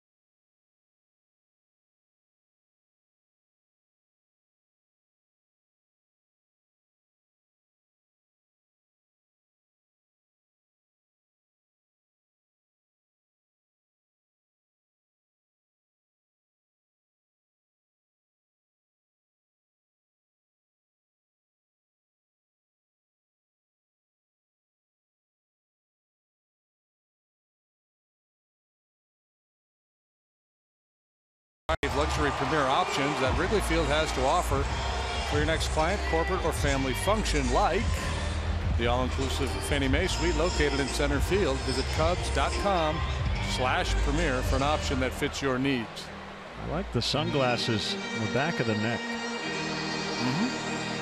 Not on the cap. Dylan Maples, second inning of work. Struck out 3 in the 5th. All looking.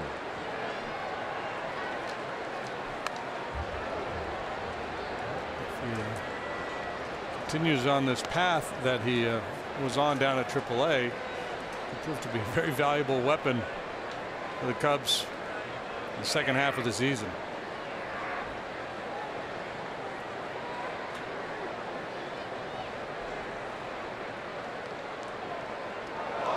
Turner got hit on a slow off-speed pitch at 81. 4th reach for Turner. Yeah, I don't know if he's trying to throw a curveball there or if this is a slider and it slipped out of his hand. Either way, he's got a base runner to deal with, and Turner's on for the 4th time. Nowhere for Justin Turner to go on that pitch. Now Bellinger.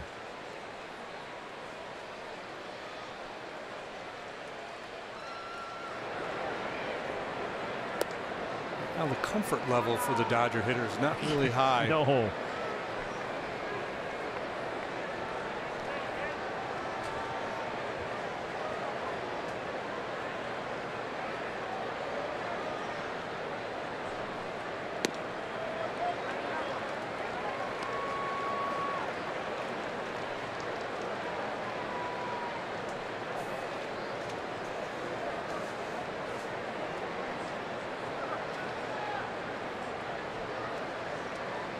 Two balls, no strikes. Here it comes. Outside.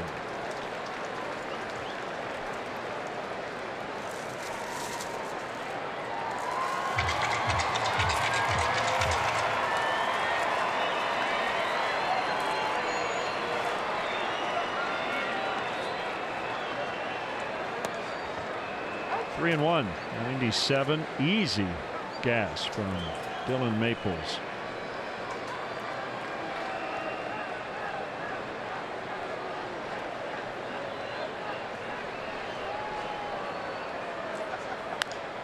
Hit on the ground. Backhanded play. Happ. They'll get one. Relay. Not in time. Good try. Happ has not had a lot of action down there, but he's handled it very well. This is a nice play. Gets in a hurry, has an angle. Good feed to Russell.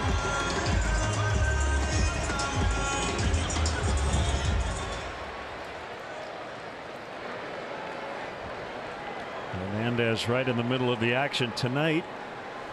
A hit, an RBI, a walk, a run, and solid defense. Runner at first, one away. Here's the pitch. It's a strike. Now time for Lowe's whole team together. Cubs still leading the major leagues in on-base percentage at .338. The Dodgers up near the NL leaders as well.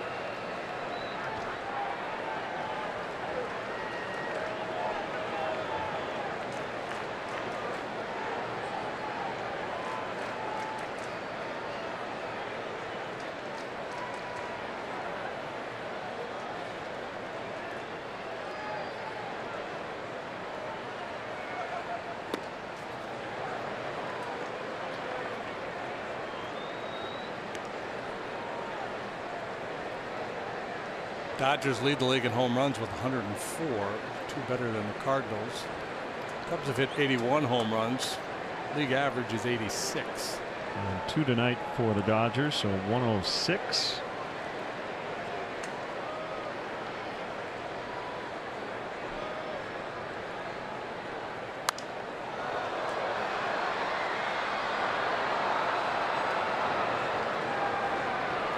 Looking at some ballpark factor numbers today, and different people come to those numbers differently. the one I was looking at. Wrigley Field has played a little hitter friendly just in terms of run scoring, but in terms of home runs, it's been pitcher friendly. I can see that. Got a lot of cold days, wind blowing in. Yeah, and even warm days with the wind blowing in when you expect otherwise.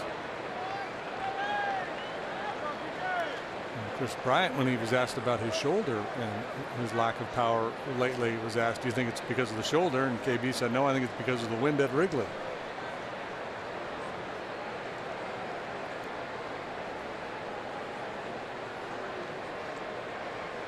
Clubhouse crew handling that helmet has to wear some rubber gloves. Hazmat suit.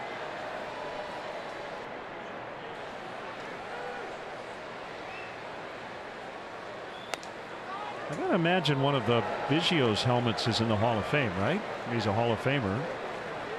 That was kind of his signature, was the beat up helmet. Yeah. Pine tar all over it.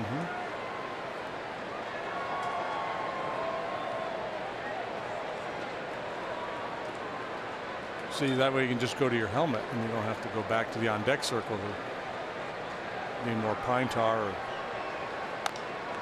Emergency swing by Hernandez. Still 2-2 on him. Looks like he was in a fire or something. See, that's good for pace of play. Doesn't have to go back to the pine tar rag. He can just go right to his helmet. Well, I don't think he really needs any more on that bat.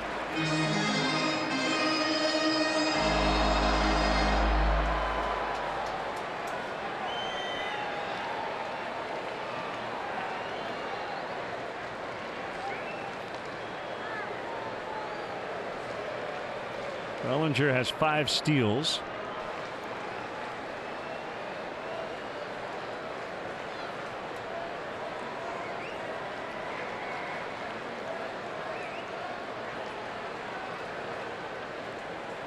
He looked like he wanted to go and then didn't. And a borderline slider makes it ball 3. 3-2.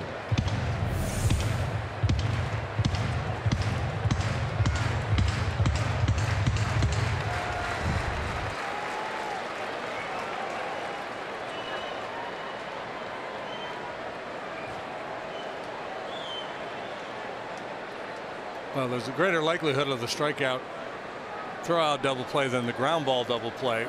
With Maples out there, that doesn't mean Bellinger won't be moving.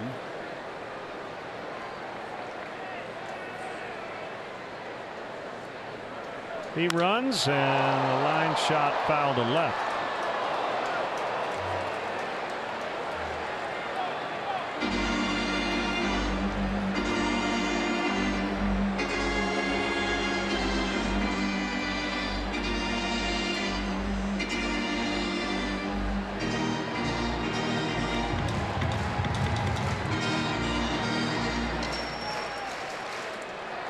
Maples pretty deliberate.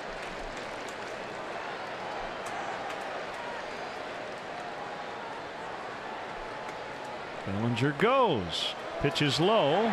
Throw is in time. Doesn't matter.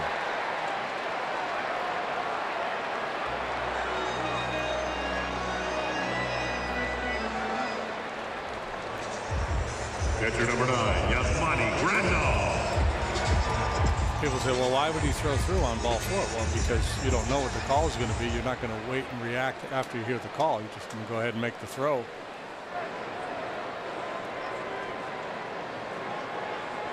On anything close, or semi-close.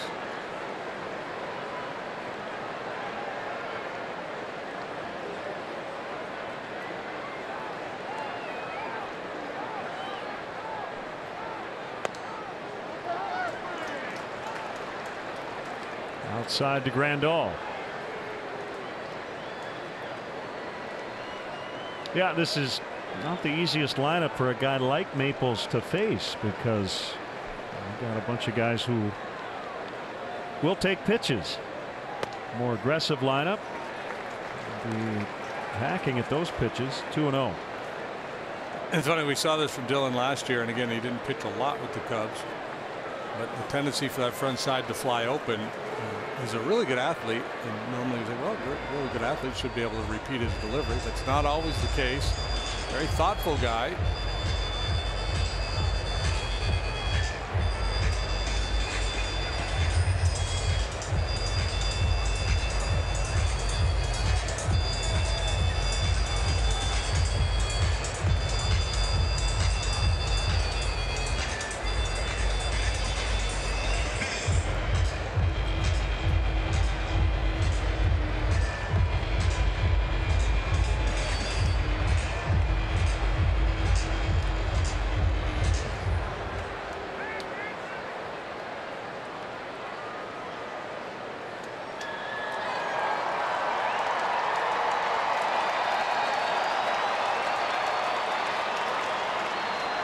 2 balls, no strikes to Grandal. The pitch in there, 2-1. Good visit, Jim.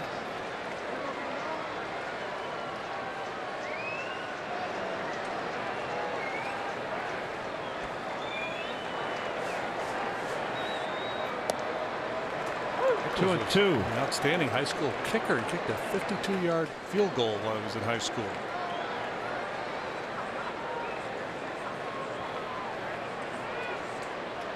Do a little work for the Bears. Yeah. Well, you can see he's a thick lower half. He's really put together. No swing. 3-2.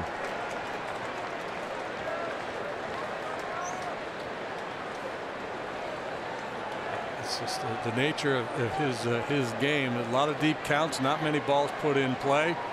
Position players have to stay focused, stay on their toes.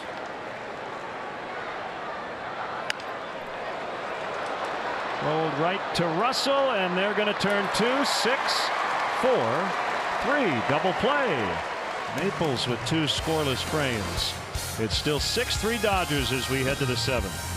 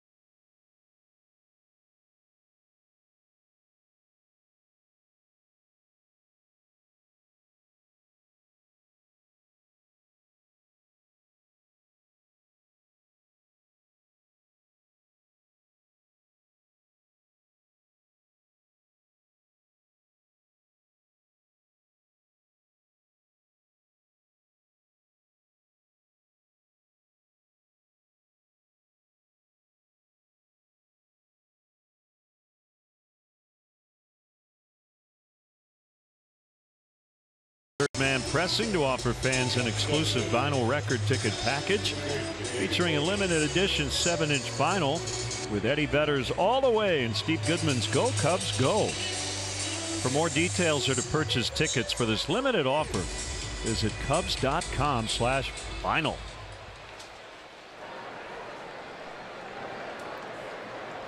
Alex Wood still working. 7th inning. Bodie, Happ, and Schwarber do. And a strike. He's at 81 pitches. Got the bottom of the order here. Although it's a different look bottom of the order after the double switch.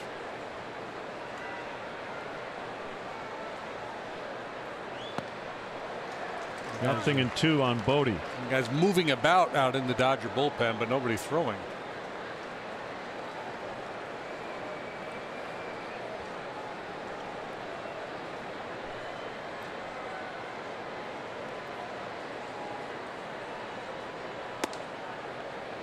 That one missed high. Dave Roberts made an early move to the bullpen last night. Ross Stripling, his starter, went 5, allowed 1 run. Bullpen was not effective for the Dodgers. Scored 8 runs off the Dodger pen. He got him swinging. So out number 1.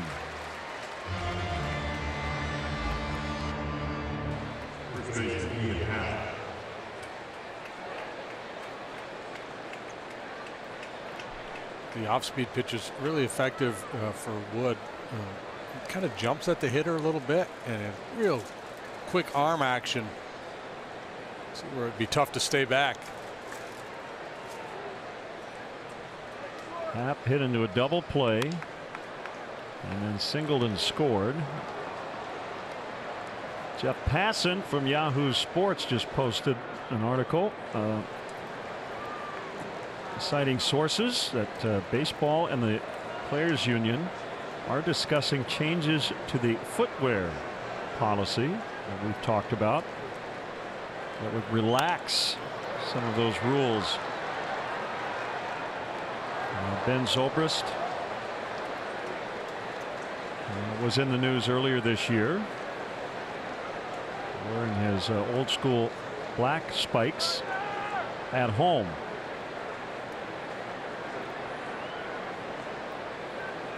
Deal is not done, but sounds like it's getting closer to happening.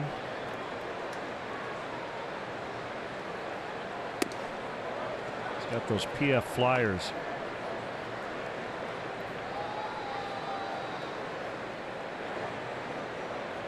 I remember as a kid wearing the old kangaroo leather spikes. Might be dating me, but it was a thing back in the day. Nothing as cool as that. Yeah, I was going to add, the one thing you don't see now almost ever is the tongue flap. Flap, yeah, that's what Zoe. He's got a pair like that.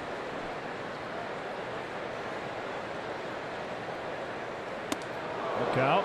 That got Ian's attention. 3-2 on him. I mean, the whole ritual when I was a kid of putting the uni on, all the sannies on, and then the stirrups, turn the pants inside out. Bottom of the leg up so you could blouse the sock over the pant. Swing and a miss. Wood now has fanned 6 without a walk. 2 here in the 7th.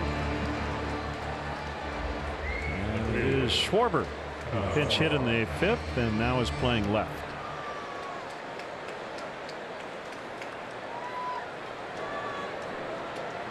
Hey, good luck to John Smoltz this weekend. Yeah, playing in the U.S. Senior Open. Yeah. Texting him today, he said greens are tough to putt. Tees off tomorrow morning. We're all counting on you, John.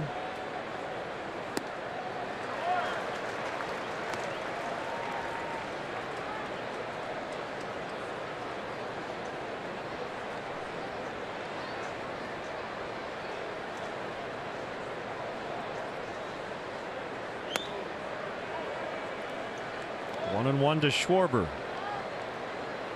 Luke Farrell up in the Cubs bullpen.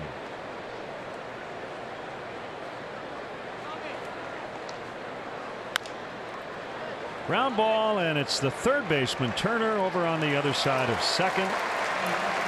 7 straight retired by Wood, and will stretch in LA at 6-3 Dodgers.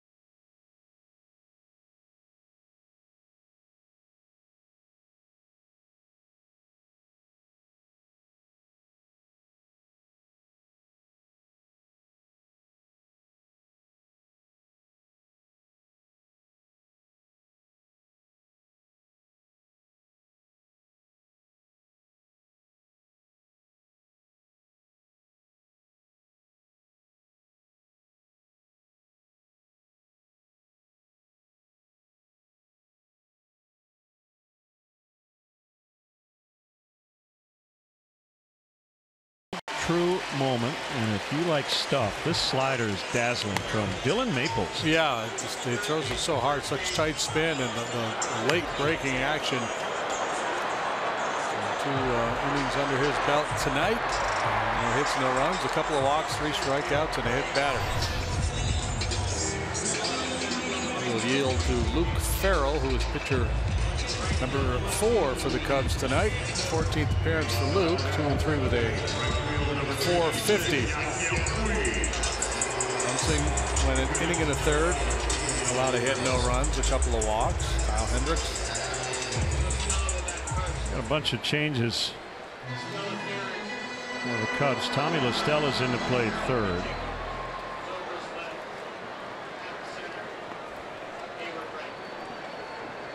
Zobrist now in left, which is where he started the game. Hayward's back to right. Happ to center. Bodie to first. Got it. And that'll be a base hit for Puig. Tough short hop attempt by Russell. Puig, a big, strong guy, hits it on the ground a lot. Boy, if he could ever go Justin Turner and start to lift the ball, his power numbers would really spike. Ball smashed, and Russell not able to flag it down.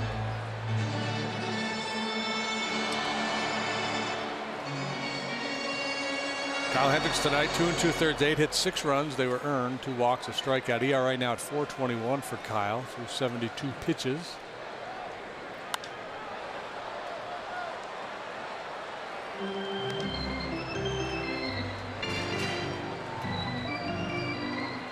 Alex Wood will be done after 7.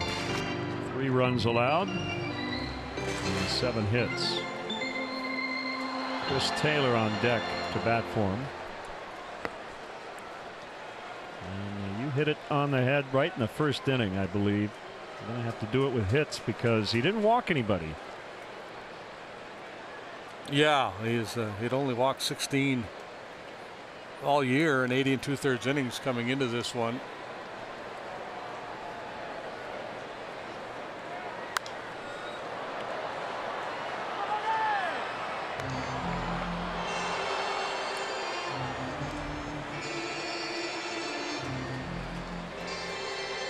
Zobrist, Happ, Hayward left, center, right. Bodie moving from third to first to get LaStella in. And it's funny, we talked about Maples having what appears to be a fairly simple delivery, but sometimes struggling with command. Wood just the opposite. Right? He's got all that funk going on, but he looks like a guy who wouldn't have great command. Yeah, you're thinking, well, the delivery makes you think, well, he's sacrificing control for deception. But he doesn't.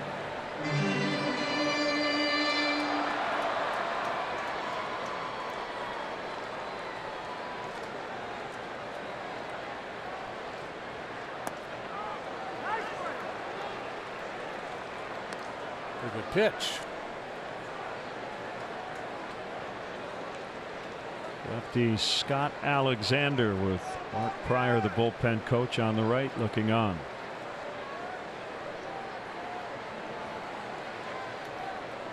Wood was good.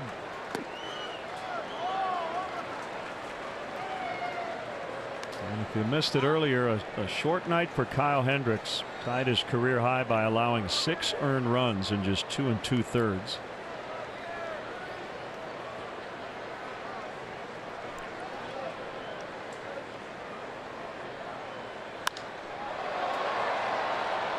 Toward Hayward, and he's got it. Well, Forsythe now 0 for 8 in the series.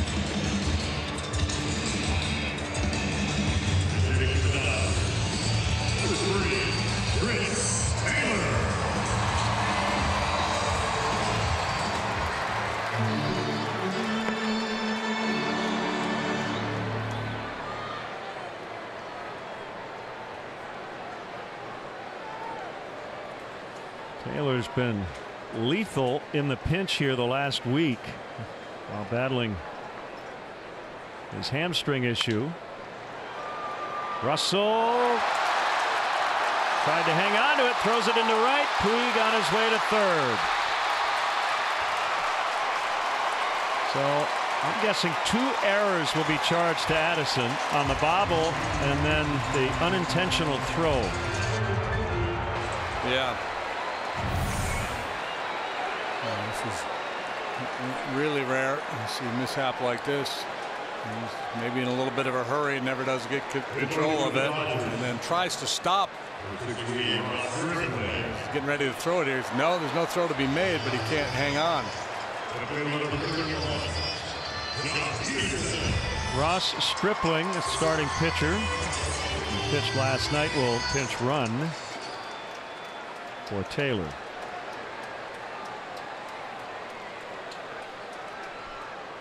First and third, 1 out in infield at double play depth.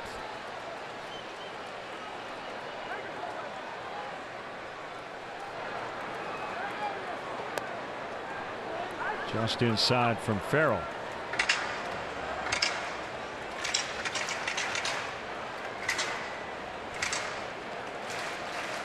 It's a dangerous matchup. Peterson's been swinging the bat. Luke, the fly ball pitcher, likes to work up in the zone with a 4-seamer.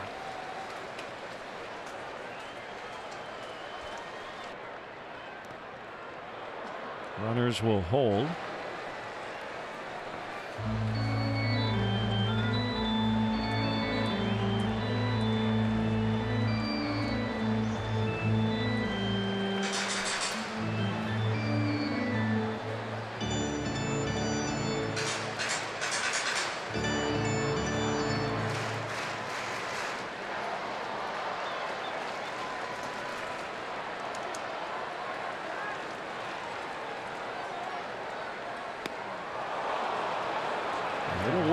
By Peterson. Sitting dead red there and fooled him with a breaking ball.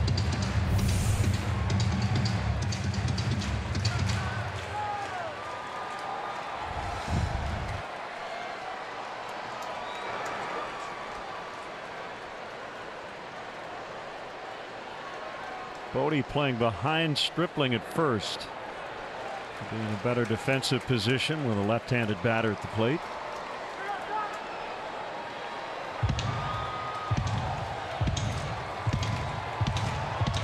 Had a legit base runner there, you'd probably play a little tighter to keep him honest. And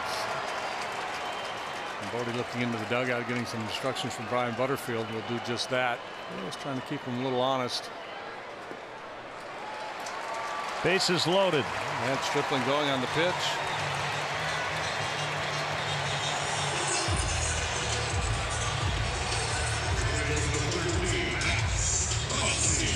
Cubs have faced this bases loaded situation a lot on this road trip.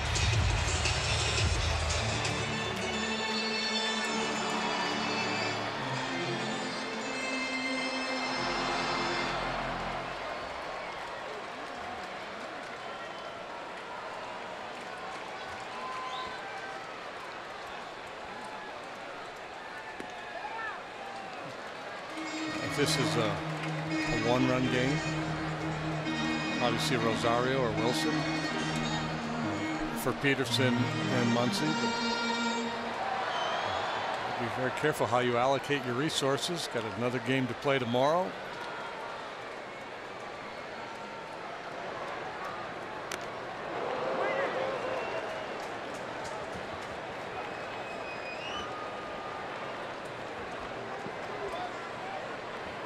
He's worked the last couple of ball games. He might not be available today anyway.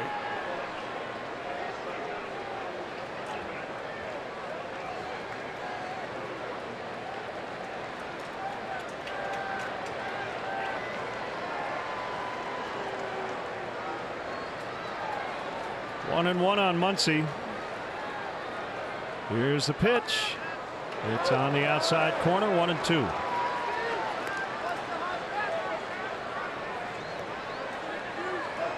There are your base runners. Puig at third, Stripling at second, Peterson at first.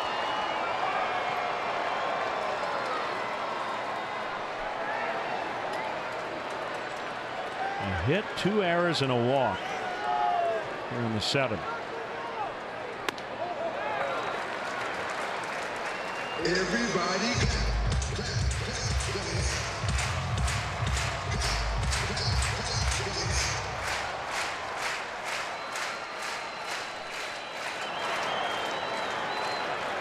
Everybody in the Dodgers lineup tonight with at least one hit except for Forsythe.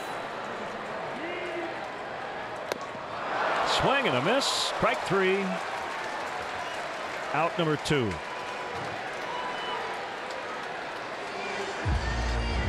Well, normally disciplined Muncy chased.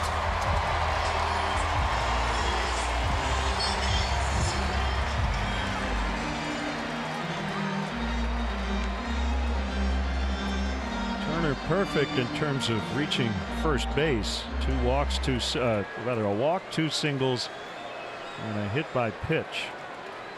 Has not scored yet tonight.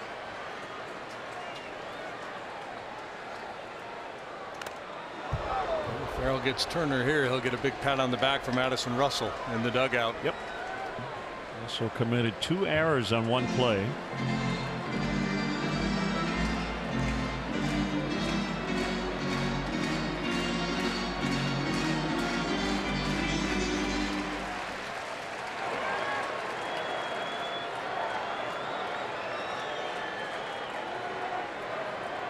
Farrell's 0-1. 1 ball and 1 strike.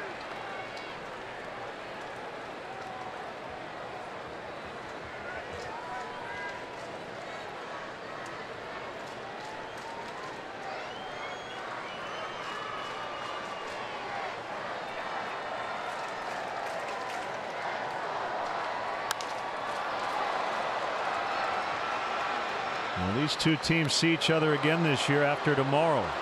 Wouldn't surprise anybody. They've met up in the last 2 National League Championship Series.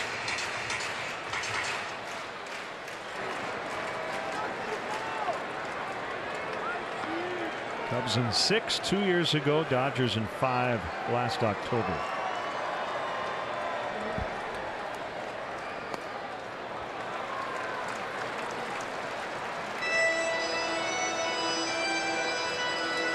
At one point this year were 10 games below 500. Pretty amazing. If they hang on tonight, they'll be 27-10 since they were 10 under.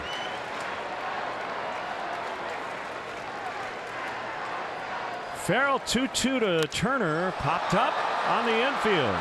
So that double error play will not haunt the Cubs here in the 7th inning. The Dodgers have left men on in every inning tonight. It's late. Cubs down 6-3.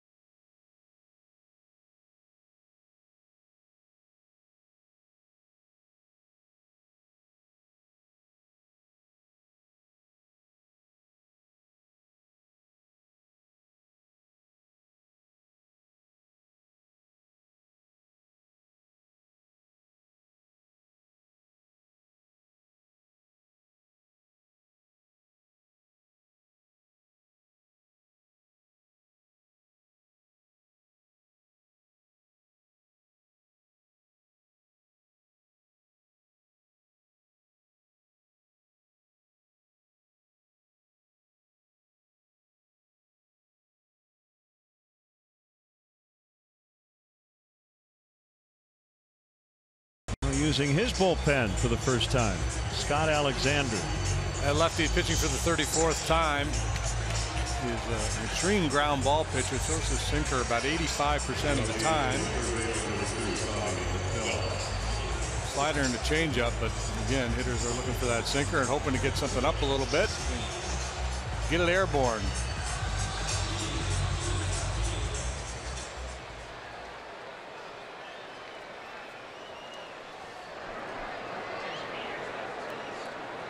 LaStella now playing third base with his first plate appearance tonight. And a swing and a miss.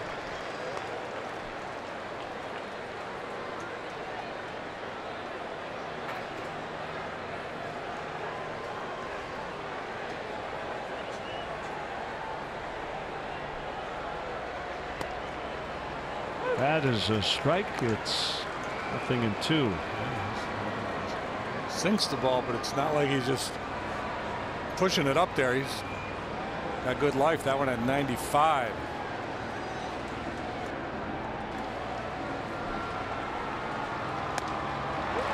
And he strikes out LaStella. A Parrot Heads, Jimmy Buffett and the Coral Reefer Band are returning to Wrigley Field Friday, July 13th. Alongside Boz Skaggs. Don't miss out on Jimmy's only Chicago appearance of the summer. Get your tickets now at Cubs.com/concerts.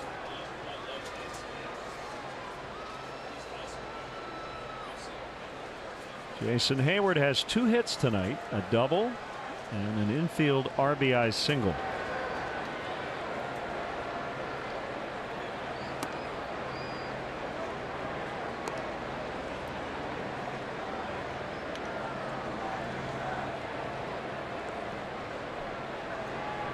Scott, no relation as far as I know to the late Pete Alexander, the Hall of Famer. Grover Cleveland Alexander. Old Pete was his nickname. Pitched for the Cubs as part of his 20-year career. He was claimed on waivers by the Cardinals in the middle of the 1926 season from the Cubs, and won 2 games in that World Series. Cardinals beat the Yankees in 7 games in 1926. You know why? Because it wasn't the 27 Yankees.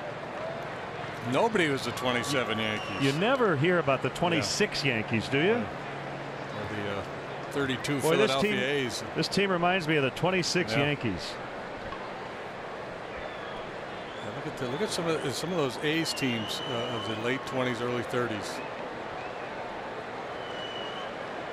Yeah, the 27 Yankees have kind of been branded the best of all time. The 27 Yankee offense collectively, as Hayward walks, they were known as Burglars Row. They haven't yet graduated to murder. They weren't murder yet? Right. It's Burglars Row. The 26 Yankees. Murderers Row, yeah. Time now.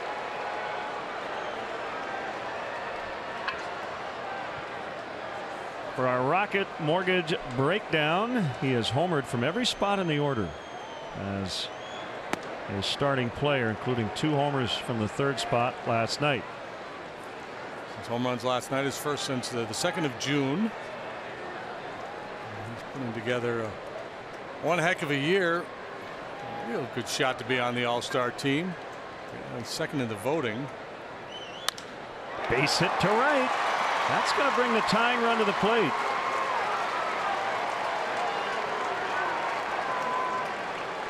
So just like that, Cubs a swing away from tying this game, and it's a guy who's already homered tonight.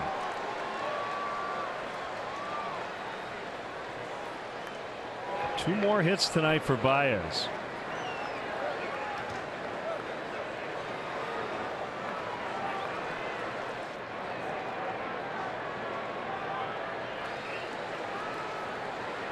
Roberts has been known to use Kenley Jansen for more than 3 outs to get a save. Nothing going on in the Dodger bullpen right now. Other than somebody jogging to answer the phone.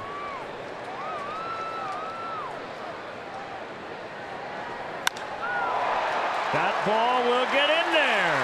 It's going to roll to the wall. Hayward scores. Baez will score. It's a one-run ball game.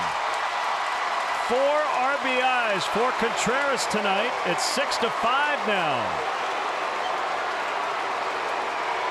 Well, I said try to get something you can get airborne. Baez does.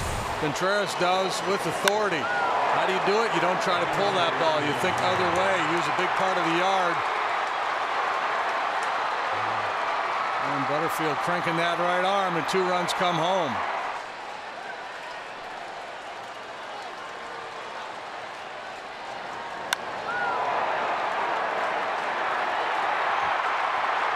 Wilson, he's going to send him too. Bunted foul by Zobrist. He was bunting for a hit. That's not a sacrifice spot. And now Kenley Jansen is up in the Dodger bullpen. No doubt working with some urgency. Don't forget to touch the base, Wilson.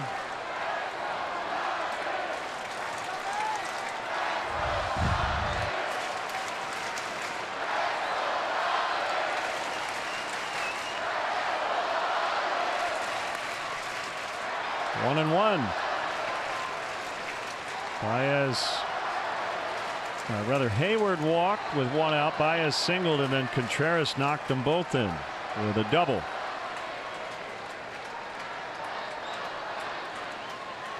Zobrist .333 with runners in scoring position this year. Back to the mound. Little stumble by Alexander. Contreras on his way to third, and he's going to reach. That's a little bit of a risk with 2 outs, but why not if you can make it?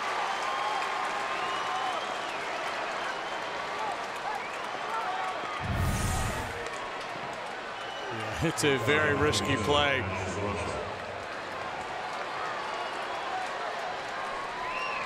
So Addison Russell, who just committed 2 errors in the last half inning, has a chance to tie the game. The other thing to note, the Cubs bullpen doing a really nice job keeping the Dodgers right where they are. The Dodgers are 2 for 13 with runners in scoring position, and they have left 12 men on base tonight. And left the bases loaded twice. Strop, the right-hander, on the left. Rosario, the left-hander, on the right. And remember, Brandon Morrow was activated off the disabled list today, so he's available tonight. So the Cubs grab the lead.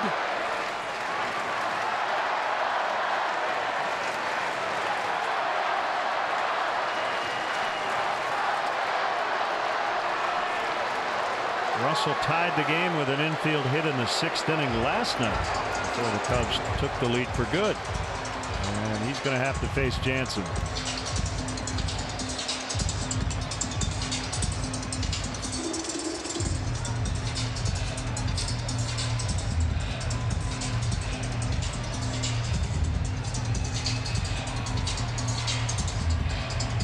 So Dave Roberts will ask his closer to get 4 outs. Dave just said nice job. I don't know if he really believes that. No, Alexander does. He's just being classy. Come on. We'll be right back. Stay with us.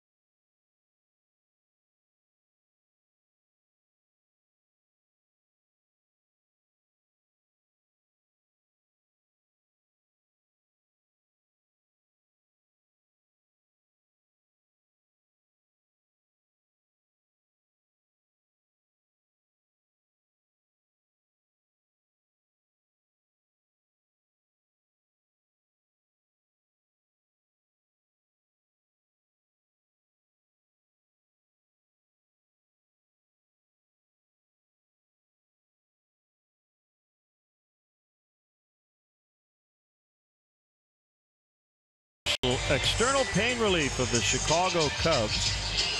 And it's Kenley Jansen with a man at third, 2 outs, 1-run ball game, 8th inning.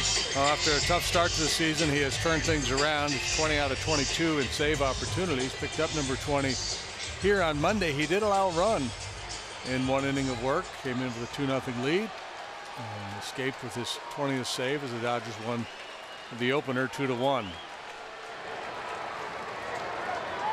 Well, he can blow a save tonight without being charged with a run because Contreras is on the record of Alexander, who's now out of the game.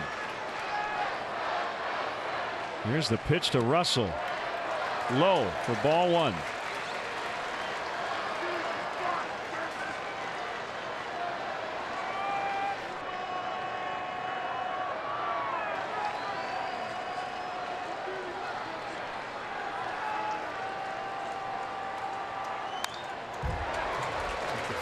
Wilson Contreras should get a good secondary lead and ready to react to any ball in the dirt. It's worth a shot trying to score on within reason, of course. This guy's just so hard to hit. Right-handed batter's hitting $157 against him. Not a ton of wild pitches for Jansen over the years. He does a lot of that. Throws that cutter. Doesn't really throw breaking balls in the dirt. He'll throw the occasional slider, but it's 90% cut fastballs. Envision a little something off the end of the bat into shallow right for Addy here.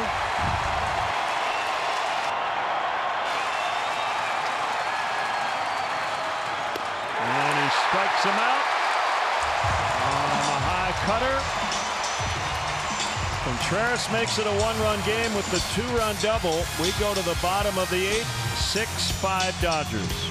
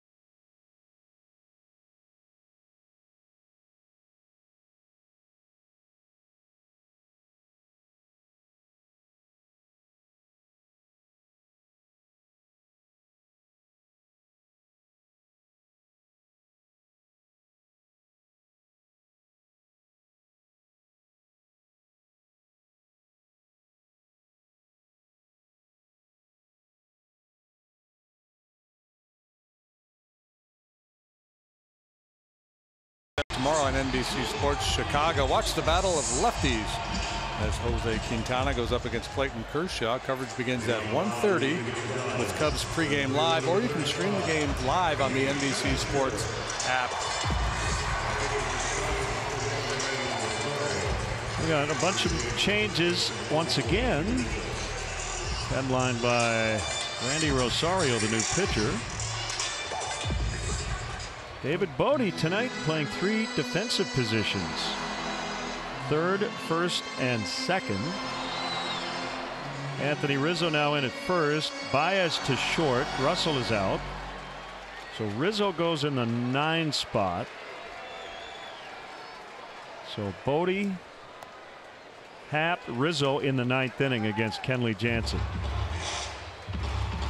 The bullpen has held the line so far tonight.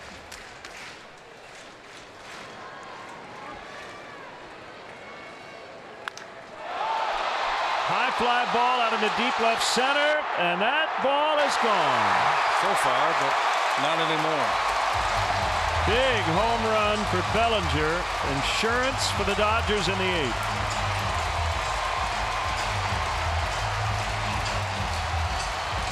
And he's been bitten by the home run ball here of late.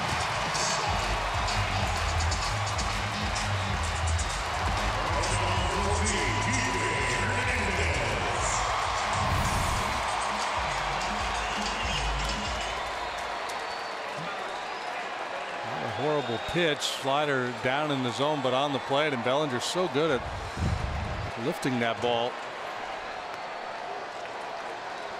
A strike on Hernandez.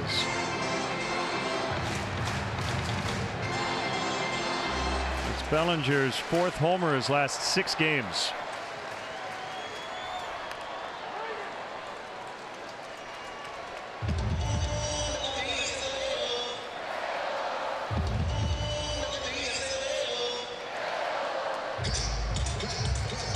Third home run Rosario has allowed this year, and gave up the grand slam in Cincinnati the other day.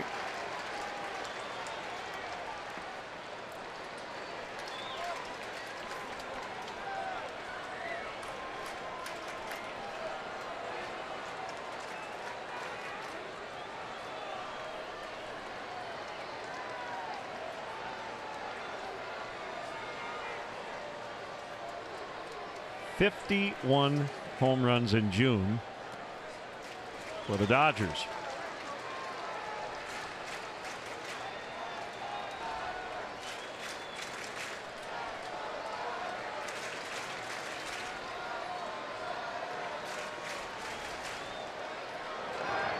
There's a 2-2. And he has run it full on Hernandez.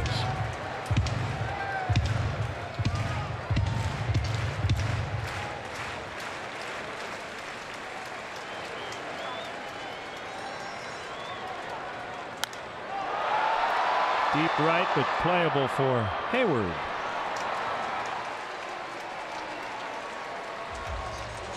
We apologize for our audio issues.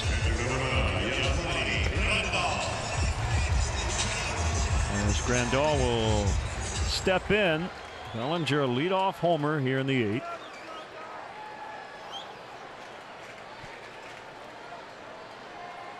Peterson and Muncy went deep earlier in the ball game.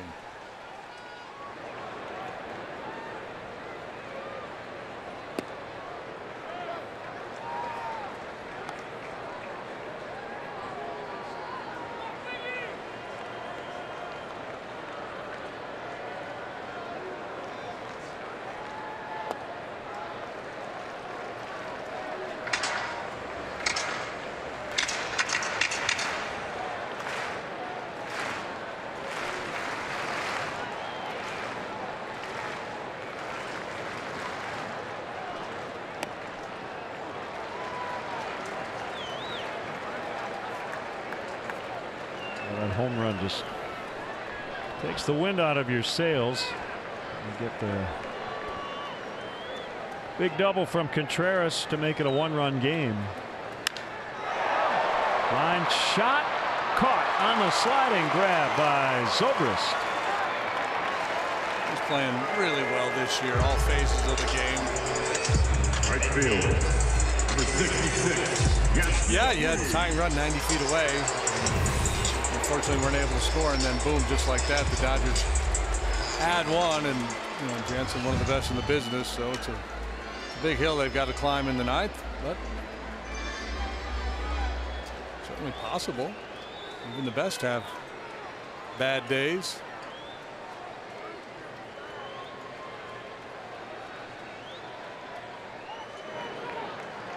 If nothing else, it may take Jansen out of play for tomorrow.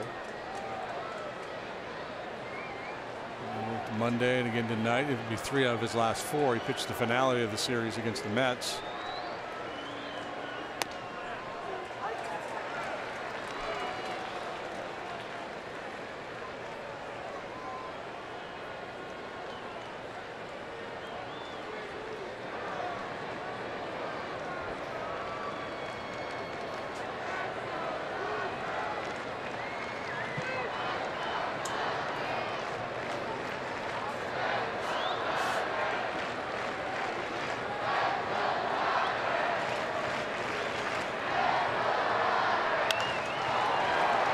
Blooper will get down for Puig. His third hit this evening.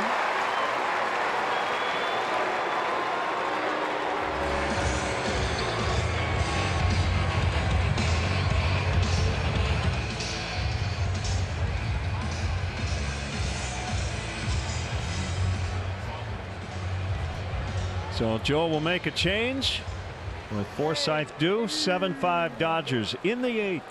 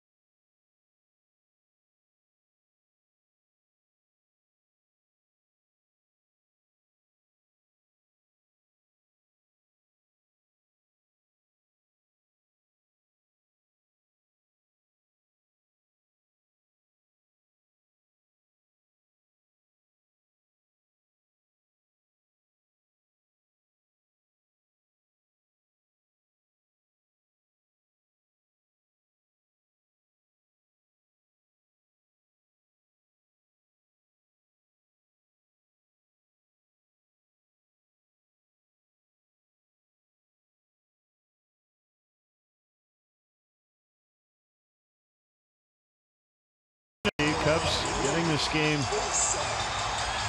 within 1. Runner at third, 2 outs, and Kenley Jansen summoned and striking out Addison Russell. Since then, Cody Bellinger has homered.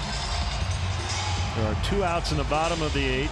Puig at first, Forsythe at the plate, and here's Pedro Strop. Strop, 32nd appearance, and he pitched to a 2.87 ERA. It was a $1.76 prior to his last outing. He had a really rough one in Cincinnati the other day. 2/3 of an inning, 4 runs allowed.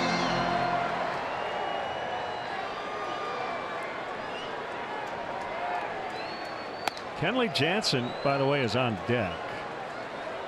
He is a switch hitter. And he's 3 for 7 with a double in his major league career. Started his career as a catcher.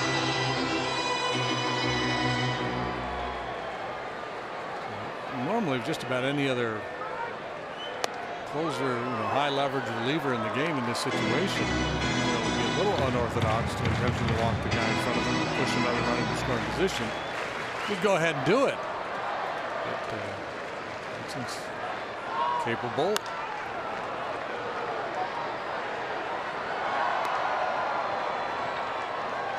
I think if we were at second base, you'd definitely walk Forsythe here. Jansen, former catcher, converted to the mound in 2009. How about a 6'6", 275 catcher? Yeah, run him over at home plate. Good luck.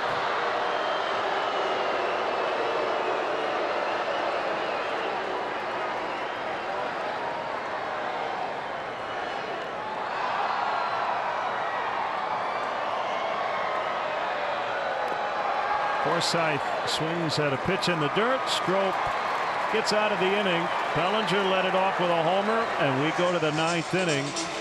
It's a 2-run ball game from LA.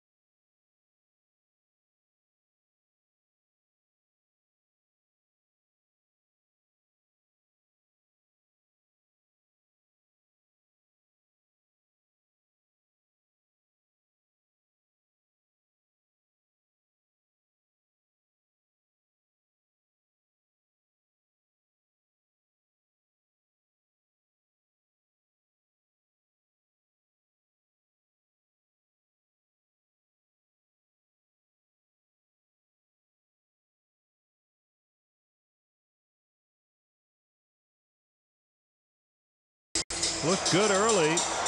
2-run homer, top of the first by Wilson Contreras. Give the Cubs the lead. But the Dodgers answered back with 3 in the first, 3 more in the second, and chased Kyle Hendricks out of the game in the 3rd inning. It's 7-5 Dodgers, 9th inning, and David Bodie will lead it off. And home run by Contreras, the second one he's hit on this road trip, so maybe the power is starting to come for Wilson. Double home run tonight.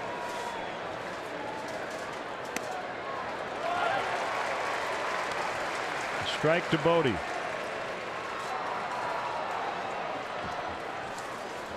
The Dodgers tonight have used Wood, Alexander, and Jansen. The Cubs have used 6 pitchers: Hendricks, Dunsing, Maples, Farrell, Rosario, and Stroh.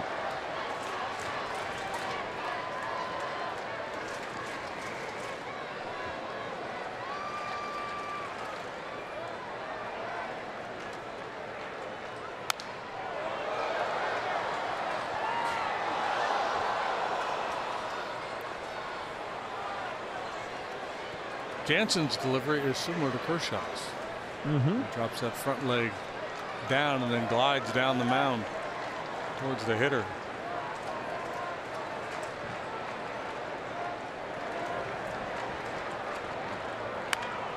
Hooked on the ground right to Turner.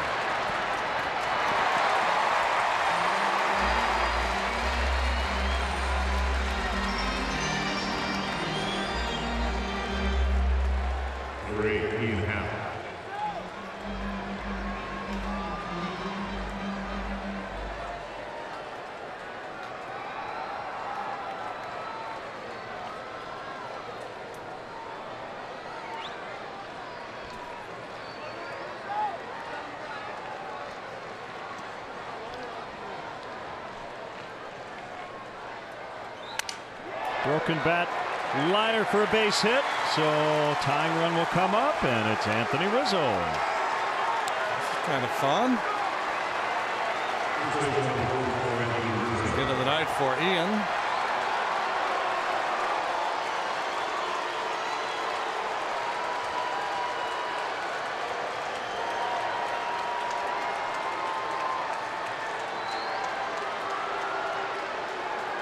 Anthony has been good against Jansen. 4 out of 9 with a home run.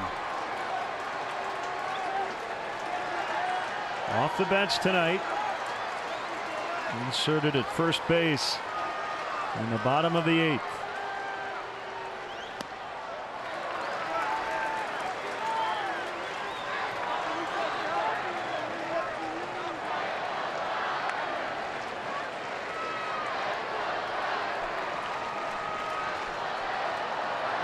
Nice that he was able to play that half inning in the field, just get into the flow of the game a little bit.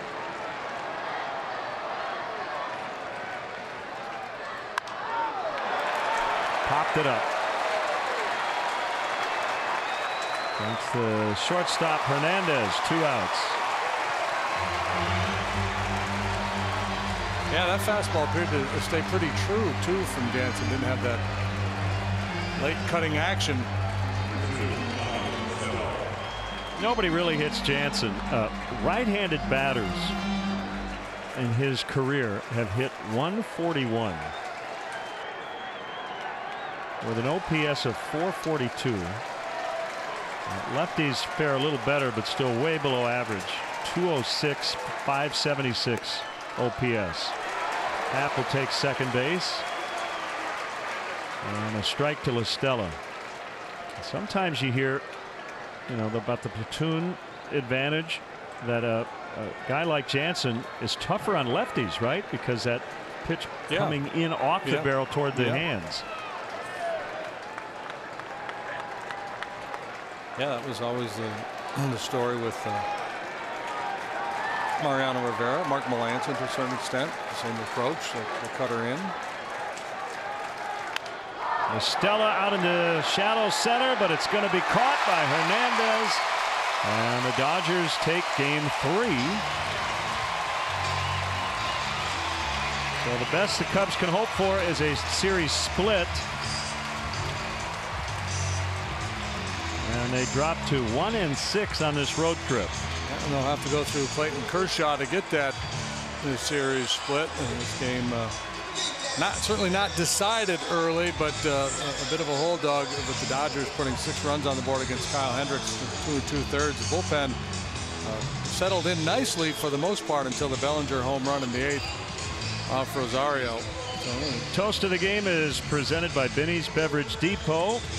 The winning pitcher for the Dodgers tonight, Alex Wood. He has won his last 3 starts. Yeah, 7 solid innings from Wood here tonight. He allowed 7 hits, 3 runs, did not walk a man, struck out 6.